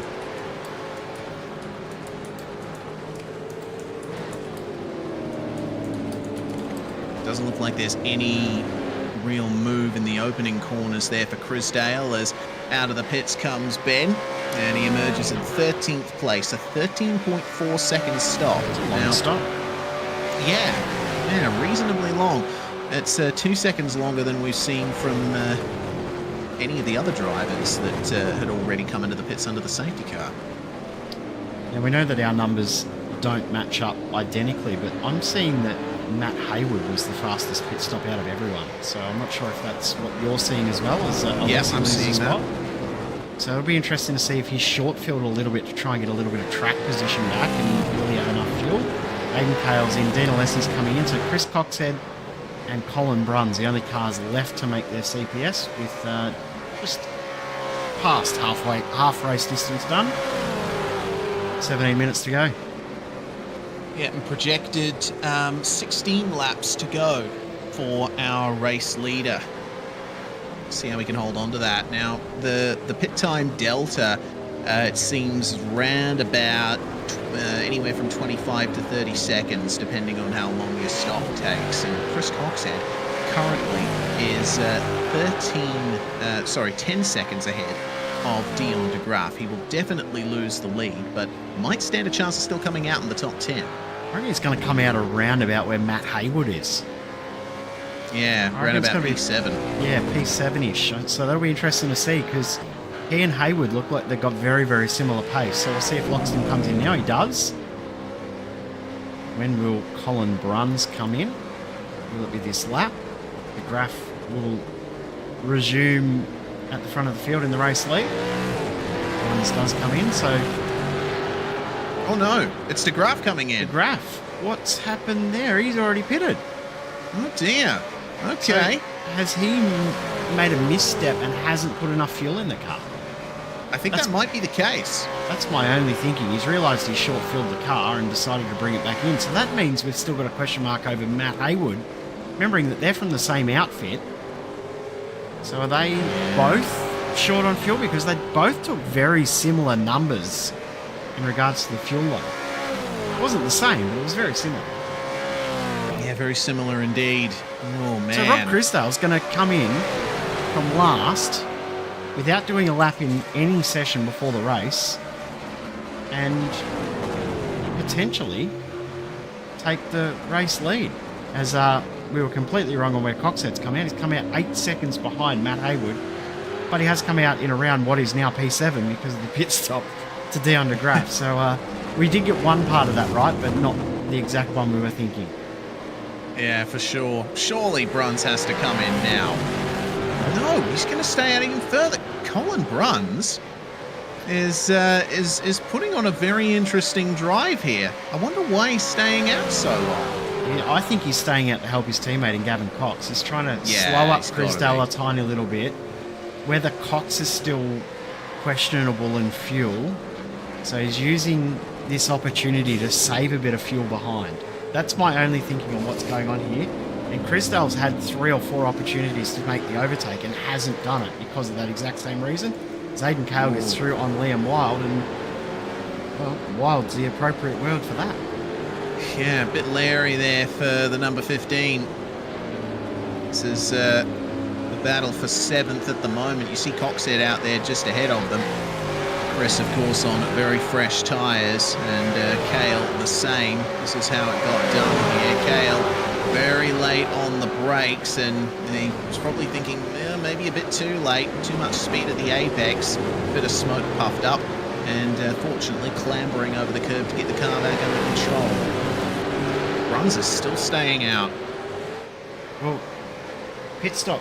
Sorry, the safety car came out with, 30 minutes to go in the race? So we reverse engineer that number. Means that 10 minutes to go in the race, he should have no fuel left. If we've got our sums sort of right there. So he's probably got another 4 minutes before he has to pit. I think everyone else has pitted because they knew that they were going to get into a gap that worked for them as much as anything else. Just behind these guys, have a look at Matt Haywood now closing in. As we said, do we have a question mark over Matt Haywood's fuel consumption or fuel he's got in the car because Dion de Graaf had to come in for another stop? And Chris Coxhead, since he's come out of the pits, has already gained 2.5 seconds on Haywood. There he is in the That's back. crazy pace. Crazy pace from Cox. Oh, And he's no. got his, oh no! Oh no! Chrisdale and Bruns coming together at Dandenong Road. I was just about to say maybe Chrisdale was not making any big moves on Bruns because he himself might have been saving fuel. What happened down here at Dandenong Road? Bruns, it looks like, just losing it by himself. Oh, that's heartbreaking for Chrisdale. I was thinking he could have potentially won this race, fuel saving as he may have been behind Bruns, but now forced back into second. Gavin Cox leading the race by about 5 seconds or so. Yeah, and have a look at who's coming in behind Chrisdale. Matt Haywood is there, Troy Allen is there, and Chris Coxhead, well, he's well and truly there because he's got his two teammates ahead. So he's well and truly in the fight now, is Chris Coxhead. So Gavin Cox leading the way. If he had some questions over fuel, well, the advantage he's got a big margin behind that he can use to his advantage and save some fuel. Yeah, certainly has. Haywood on the back of Chrisdale, and Liam Wild has Peter Pavlovich for company. Another driver doing double duty tonight. We saw him in the Mercedes GT4 earlier. And looks like he got the exit at Dandenong Road sorted it very nicely as we reach 12 minutes remaining in this race. Pavlovich could be getting a top 7 here if he plays his cards right. Ben Christensen right behind was quite a bit faster on the last lap. Let's see what the lap times are like this time around. Wild with a 109.7, 109.8 for Pavlovich, and a 108.4 for Ben Christensen.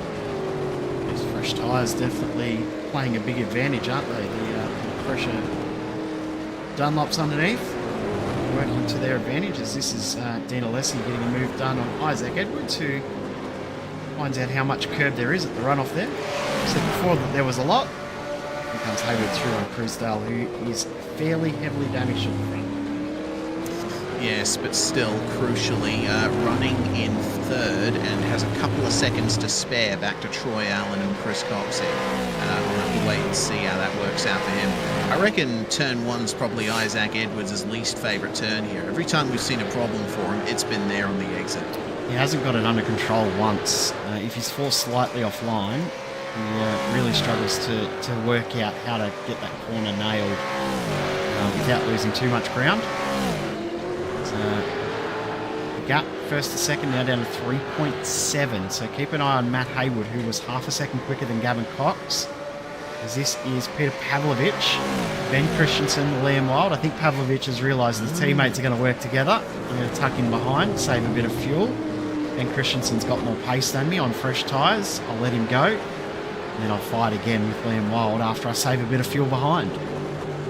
Yeah, even as Ben Christensen burns up a little bit of those tyres on the way through turn 1. I don't think he cares. Yeah, nah. I don't think he ever honestly, has. Yeah, exactly. It's one of the things that I really love about Sandown is that it's so deceptive. You look at a map of this place and you think, yeah, it's a super simple circuit, you know, really simple turns, long straights, etc. But every single corner here has some kind of nuance to it. There goes Chris Coxhead on Troy Allen in the final corner, all over the curbs, just gripping up at the right time to keep the car on the straight and narrow. And he is through into fourth. Now he can chase down Chrisdale and Haywood. Meanwhile, there is Pavlovich getting past Liam Wild, or is he? Trying around the outside, all over the curb on the exit. Dion de Graaf is right there as well after having to take a second pit stop. That was some good racing there between Pavlovich and Wild. It's not done either with de Graaf now trying to get the move done on Wild. Throw it up the inside. He's going to get it done relatively easy in the end, but a bit worried that it was going to end a little bit more messy than how it played out. At the front, we need to keep an eye on this gap from first to second. Last lap by Gavin Cox, a 109.1, Matt Haywood, 108.6. Half a second quicker was Matt Haywood. We still have a small question mark though over Matt Haywood and his fuel, remembering that he had the shortest pit stop out of everyone, and his teammate who had a very similar pit stop time had to come in for a second fuel stop. So There's still some question marks around Matt Haywood. Has he got enough fuel, or has he calculated this perfectly? The other part of it is, if his pace is too good, he might find that he has to do an extra lap if he does take the lead away. Yeah, indeed. Don't forget, though, that Haywood has taken 2 trips through the pit lane. He would have gotten some damage repaired and maybe put in a bit of extra fuel there himself. I think the driver I'm really worried about here is Crisdale. He had a pit stop time very similar to Matt Haywood's, and now he'll have to be using a little bit more fuel to keep up the pace. Not that it means anything. Post-race drive-through penalty for doing great for an unsafe rejoin. As we said, race control did not look too kindly on it. Reading the race control notes of the incident, it doesn't leave very much of a good impression on race control. They did not view that incident very nicely at all, and the wording from race control sums up their feelings appropriately. Very poor situational awareness and intent to recover the incident, which almost blocks the track. Yeah, that pretty much sums it up, doesn't it? Yeah, but I don't think they could have said it in any words better than that. Yeah, it's not ideal. A bit strange. Mahoney on the inside of the track, getting out of the way of Loxton and Bruns, and Bruns ducking to the inside to defend, maybe saving a dash of fuel. Almost runs into the rear of Mahoney, who's 4 or 5 laps down. That was a bit strange. Yeah, once again, not ideal as... Yeah, Coxhead. Oh, Coxhead's going to slow down there. Well, that's going to be an opportunity for Crisdale to maybe save a little bit more. Where has he picked that up? I'm going to say turn 2 or turn 3. Turn 2's fine. Yep, there. Yeah, right there. There. Yeah, that's... Yeah, from that angle, can't really tell, but I think it's more likely that it's at turn 3.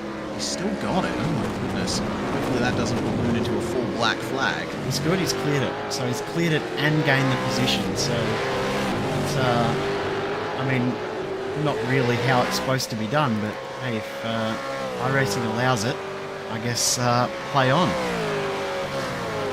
Yeah.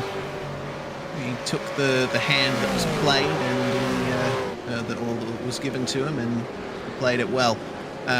Aiden Cale around the outside of Troy Allen, both of them having just a bit of trouble there in turn 1.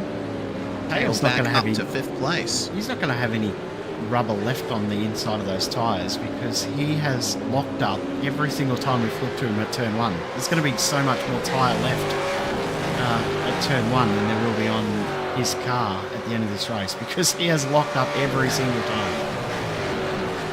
Yeah, turn 1, as I was saying before, deceptively difficult. You know, fast entry, but it's a medium speed corner and there's very harsh curbs on the way through, so you've got to be careful with how you turn in for it. And if you get that weight transfer just slightly wrong, a bunch of smoke in the braking zone. 5 minutes to go in this race. And Chris Coxhead is right on the back of Matt Haywood for 2nd place. Haywood, remember, carrying a bit of damage himself. That'll affect his straight line speed slightly. Only by maybe a K an hour at most, but it'll be more than enough for Chris Coxhead to try and make the move. And Coxhead is way faster anyway. That's a full 7/10 of a second that he took out of Haywood on the last lap. Interesting to note that overtake and side by side we just saw between Allen and Cale at turn 1 is being reviewed by race control for a track limit abuse. So I'm guessing both of those guys running off the circuit there is just being reviewed and double checked. Coxhead is going to get the overtake done here. Or is he? Or is he? Oh, side by side never works. Oh, outside line through the S's. Not the best place to be at all. Coxhead lines up the exit. He's going to try around the outside of the final turn here on Matt Haywood. Haywood giving him just enough room and not an inch more. Coxhead's going to have to yield and try again somewhere else. He's got great pace at the moment, Deers. Coxhead on that previous lap, he was 1.3 seconds faster than the race leader in Gavin Cox. That lap there with the battling with Haywood, he was actually slower, so he gained so much time on that previous lap. You can see where he was. He was with Robert Crisdale, who's doing the same lap times. Now he's right on the tail of Haywood with 3.5 minutes to go, 4 laps. from my very, very quick maths on the back of the envelope. This is still game on. If Coxhead can get through, Gavin Cox is in trouble. If Haywood holds him up, Gavin Cox is safe. Yeah, this is going to be very difficult indeed for Chris Coxhead. Once again, the inside is protected by Haywood, and a little bit of contact on the way into the braking zone. Take two. Oh, Coxhead just keeps it. Two wheels on those blue and white curbs, and well, here we are. Take two once again. This is pretty much a solid repeat of the previous lap, but this time he goes for the inside at the final turn. Very late dive from Coxhead and makes contact. Round goes Matt Haywood. Coxhead is going to potentially wait for him there, but that's going to promote Rob Crisdale back into second place, and Aidan Cale is on the podium. And who is smiling at that? The man in first will be so happy, because that is his race now to lose, because that changes the whole complexion. Here's the replay. It looked like it was a great move. How close was that to contact? He's timed that perfectly, but I think bouncing it over the curb as much as he did unsettled the car a little bit too much. Yeah, they're basically induced understeer. There was no grip left in those fronts, and went straight into Haywood. There we go, position redressed. Chris Coxhead will fall back behind Haywood, and he'll join his Team Jinx Shifters teammates in the Falcons. Troy Allen there just behind in the number 23, but I don't think he's going to catch him. He's actually picked up a mechanical black flag. So you can see that front left-hand wheel is not straight. So he's now hasn't redressed the position. He's actually done it because he's got no choice. Yeah, that's you don't usually see that kind of toe out, even on a short track car. Aidan Cale's about to get some bad news as well. We won't spoil it until race control actually give it to him. But remember, we're talking about the abuse of track limits. He's going to feel the wrath of race control very, very soon. Coxhead's had to bring it in the pits. He knows he hasn't got enough time left. And also into the pits, Troy Allen to get more fuel. Yeah.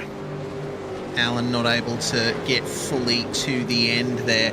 I think Gavin Cox might be safe on fuel. It was an 11.7 second stop for him. And he's also slowed up the pace as well. He's doing 110s now. So he's checked up the pace to make sure that he's right. Aidan Cale we know is okay, but Rob Crisdale still a question mark, and Matt Haywood as well, a small question mark for him. But the rest of the field, who knows? Brett Loxton has also brought it in. He is short on fuel as well. Oh no, they're dropping like flies out there. This has been a very bizarre V8s race at Sandown.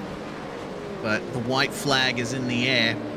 30 seconds remaining on the clock. This will be the last lap now for Gavin Cox. Coming across the line 2 seconds ahead of Aidan Cale, and he's actually slowing up quite a bit. Can he even make it to the end is the question. I've seen that there's a penalty. It's just come through now. Aidan Cale, 5-second time penalty for track abuse limits at turn 1. So Gavin Cox has checked right up. Aidan Cale's fueled to the end, but he's got a 5-second penalty. So Cale has to get 5 seconds over Gavin Cox here. Is he going to be able to do it? He is pushing so hard right now. Yeah, it doesn't look like he'll be able to. Cox is very slow on the straight. Cox isn't safe on fuel. Yeah, I don't know. What's going on here? This might promote Crisdale into the lead. Potentially. We'll keep one eye on Aidan Cale and see what gap he can pull now that he is in the race lead. But Gavin Cox, your effective race leader, he's out of fuel. He's out of fuel. Oh no. Rob Crisdale going to second place, and with only 1.7 seconds ahead to Aidan Cale. Once that 5-second time penalty is applied, Robert Crisdale, after joining the race with mere seconds to go in qualifying, is going to go from last to first at Sandown. Gavin Cox isn't even going to get to the finish line at this rate. Oh, that's so heartbreaking for Gavin. Unfair. So unfair. He would have been hoping that Dean Alessi would give him a push to the line, but it doesn't look like that's going to be the case. He's on the starter. He's pushing that in. You can see it lunging forward, but slightly uphill here too, so he's in a bit of trouble. Will he get there before the clock hits 0 on the countdown? He's only got a minute to get to the line. Yeah, he's just got to finish ahead of Brett Loxton. That's the only position he can lose from here. It's the worst race in history. Starter motor versus someone that's just put more fuel in the car. Yeah, exactly. Well, I suppose fortunately for Cox, the finish line is a little bit closer than the start line is. So, oh man, looks like that's going to end things there with Aiden Kale finishing 2.6 seconds ahead of Crisdale, but with the 5-second penalty from race control, Crisdale will be given the win here in the V8s at Sandown with Matt Haywood. Yeah, he does. Haywood in second, Kale in third. From there on, they finish, pending other penalties, obviously, but not right at the moment. Christensen and De Graaf rounding out the top 5. Alessi and Wild managing to get into 6th and 7th. It's actually been a really good race for Middle Finger Racing, despite that heartbreak at the end there for Gavin Cox. Alessi, Bruns and Allen all in the top 10. Really good to see ahead of Peter Pavlovich, who manages to get 10th. Yeah, then over the page, the rest of the field, Loxton, Cox. So Gavin Cox will be scored 1 lap down, but ahead of the others that are 1 lap down. Edwards, Gilbert and Lipsky also 1 lap down, with Coxhead, Mahoney, Dan Stevens, Henry King and Dylan Gray rounding out our field. The clock has hit 0, so it doesn't matter now. And you can see what's happening there. Teammate of Dan Stevens giving him a bit of a push across the line. And he does finish the race in the end. Yeah, he does. Classified in 12th. Well, that's going to end the V8's race, and now we're just waiting for the chance to chat to some of our drivers. I see that Aiden Kale is in the race control waiting room, so he'll obviously be having a chat to the stewards there. But we can look forward to next round here, Jay. The final round of V8SCOPS supports on the 22nd of November from Mount Panorama, supporting, of course, the V8SCOPS Bathurst 1000 to end the season.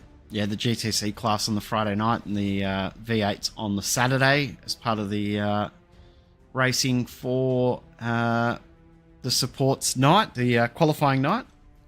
Forgetting what we even call it these days. It's been a long season, but yeah, looking forward to getting to Bathurst to wrap it up. And as we said, potentially the farewell of these cars as well on that Saturday.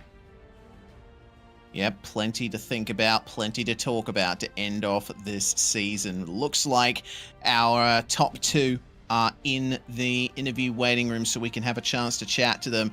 First off, Robert Crisdale. Well, starting all the way at the back like you did, Rob. Gardner. Yeah, pretty good. And I bet you're going well as well. Coming away with the effective race win there after not even joining until the very end of qualifying. Well, this way these pros do it, I guess. Just turn up, win from the back. I wasn't planning on racing, and I thought, no, stuff it, I'll just jump in. Haven't had a chance to race. Luckily, I got a ex-Shane Van Gisbergen set up, so thanks, Giz, for that. So, I don't know, just the way it worked out. I had a full tank of fuel right from the start, so never really had a chance to do my fuel strategy or anything like that. And safety car fell when it did. Came back out, only needed like 10-litre fill up or something like that because I had a full tank, and then jumped a whole heap of spots, and everybody jumped off track from there. So. Yeah, definitely seemed that way. It wasn't entirely smooth sailing for you, though. You ended up picking up some damage along the way. Was that affecting your speed? Yeah, a little bit of top end speed was gone, but from the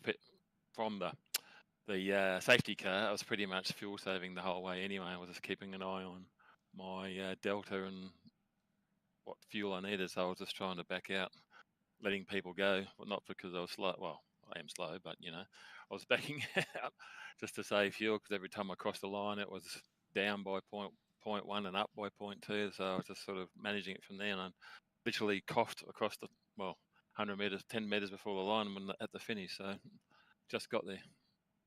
Yep, and just getting there was good enough here. Well, this final question is going to be a double for you, Rob. Are we going to be seeing you racing tomorrow, racing on Sunday, in the 500? And will we see you back in the V8 support category at Bathurst? Yes.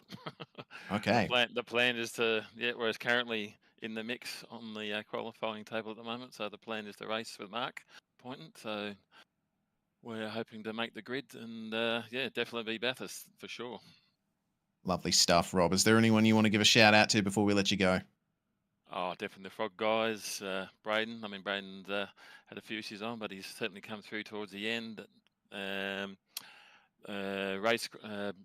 Racecraft, and all the other sponsors as well. I mean, as I say, I wasn't prepared, so I haven't really got my sponsor information. So anyway, it's great for the team to see our car up the front for a change. Absolutely. Congratulations again, Mr. Crisdale, and we'll hopefully chat to you next time. No worries. Thank you. Rob Crisdale there, grabbing the win. And meanwhile, what a recovery it was from Matt Haywood. Tell you what, that was a very bizarre race, Matt. Talk to us from your perspective. Bizarre is definitely a good word for it. Entertaining is probably another once I watch it, and scary was in the driver's seat. So it was a heck of a race. The pace at the front early was we're all very similar, as you probably saw, and then it took. Unfortunately, Dylan did a bit of a move that didn't quite work, but that's okay. I got a bit of fence steering out of it. Come into the pits, do a double stop, and see where we ended up, and that ended up being P2 after being here, there, and everywhere. Yeah, indeed. Here, there, and everywhere was, I think you might have occupied just about every position in the field throughout that race. It was potentially going to be a good result for Sim Blacks, but unfortunately your teammate Dion de Graaf underfueled it. Were you concerned about fuel at all? I mean, obviously you came into the pits twice, so it must not have been. Yeah, so basically when me and Dylan made contact, it actually bent my steering at about sort of 75 degrees to the left. So at that stage, it was just a case of get into pits, fix as much as we can. So that's why I did the double stop. And then with about 10 laps to go, I was like, actually, I could make it on fuel here. So we gave it a crack. And if it wasn't for that late contact between me and Brett, I think it was, then we may have pulled off the win. But them's the brakes. Well, regardless, another podium for you, and it's certainly going to help your championship standing coming into the final round with Gilbert finishing way down the order and Dylan Gray retiring. So we've got to consider drop rounds in that as well. But regardless, it's still going to be a good chance at second in the championship coming into Bathurst. Mate, the championship is on. This is the result I really needed tonight. I've been practicing so hard this previous week because my form definitely slumped a bit in the middle of the year, but if you're going to watch next round, please do, because it is going to be on. I'm going to give it bloody everything. Absolutely. Looking forward to it, Matt. Anyone you want to shout out before we let you go? Yeah, 100%. A massive thanks to the guys at Simblacks, obviously. If you're here in New Zealand and you need a rig, need some stuff, need some advice, hop on board. Thanks to Rankin Plumbing and, of course, High Octane Images, and you'll see quite a few of my liveries coming up in retro round, so watch out for that too. Yeah, looking forward to the retro round. Catch you later, Matt. Congratulations. Thanks, boys. See ya. Oh, that ends things, Jay, and we're going to bring things home here with, quite a bizarre event in the V8s, but I'm looking forward to Bathurst. As Matt said, the championship is on, and we hope that everyone's there to see it happen. Yeah, it's going to be brilliant when we get there in a couple of weeks' time. It's been a thoroughly entertaining night. It hasn't gone anywhere near how we expected it with a safety car in each race, but I wouldn't have it any other way. That was absolutely brilliant to watch and bring on the next round. As you said, head to Bathurst in a couple of weeks' time, but don't forget the main event of the Sandown racing this Sunday, starting at, I can't even remember what time we scheduled the broadcast. I think it's 2 o'clock. All right, we'll just go with that. 2 p.m. Australian Eastern Just watch Daylight Sunday Time. afternoon. Yeah, just and if you're in the West, get up, have your breakfast, and just keep an eye on the socials. Make sure to tune in to SimSpeed TV on Sunday for the V8SCOPS Sandown 500 and see what retro liveries teams have come out with. Already saw a big taste of it here tonight. Thanks for watching, everybody, and we'll see you next time. I'm Reese Gardner, Jay Kennedy alongside me in the comms box and producing behind the scenes here on SimSpeed TV. Catch you on Sunday.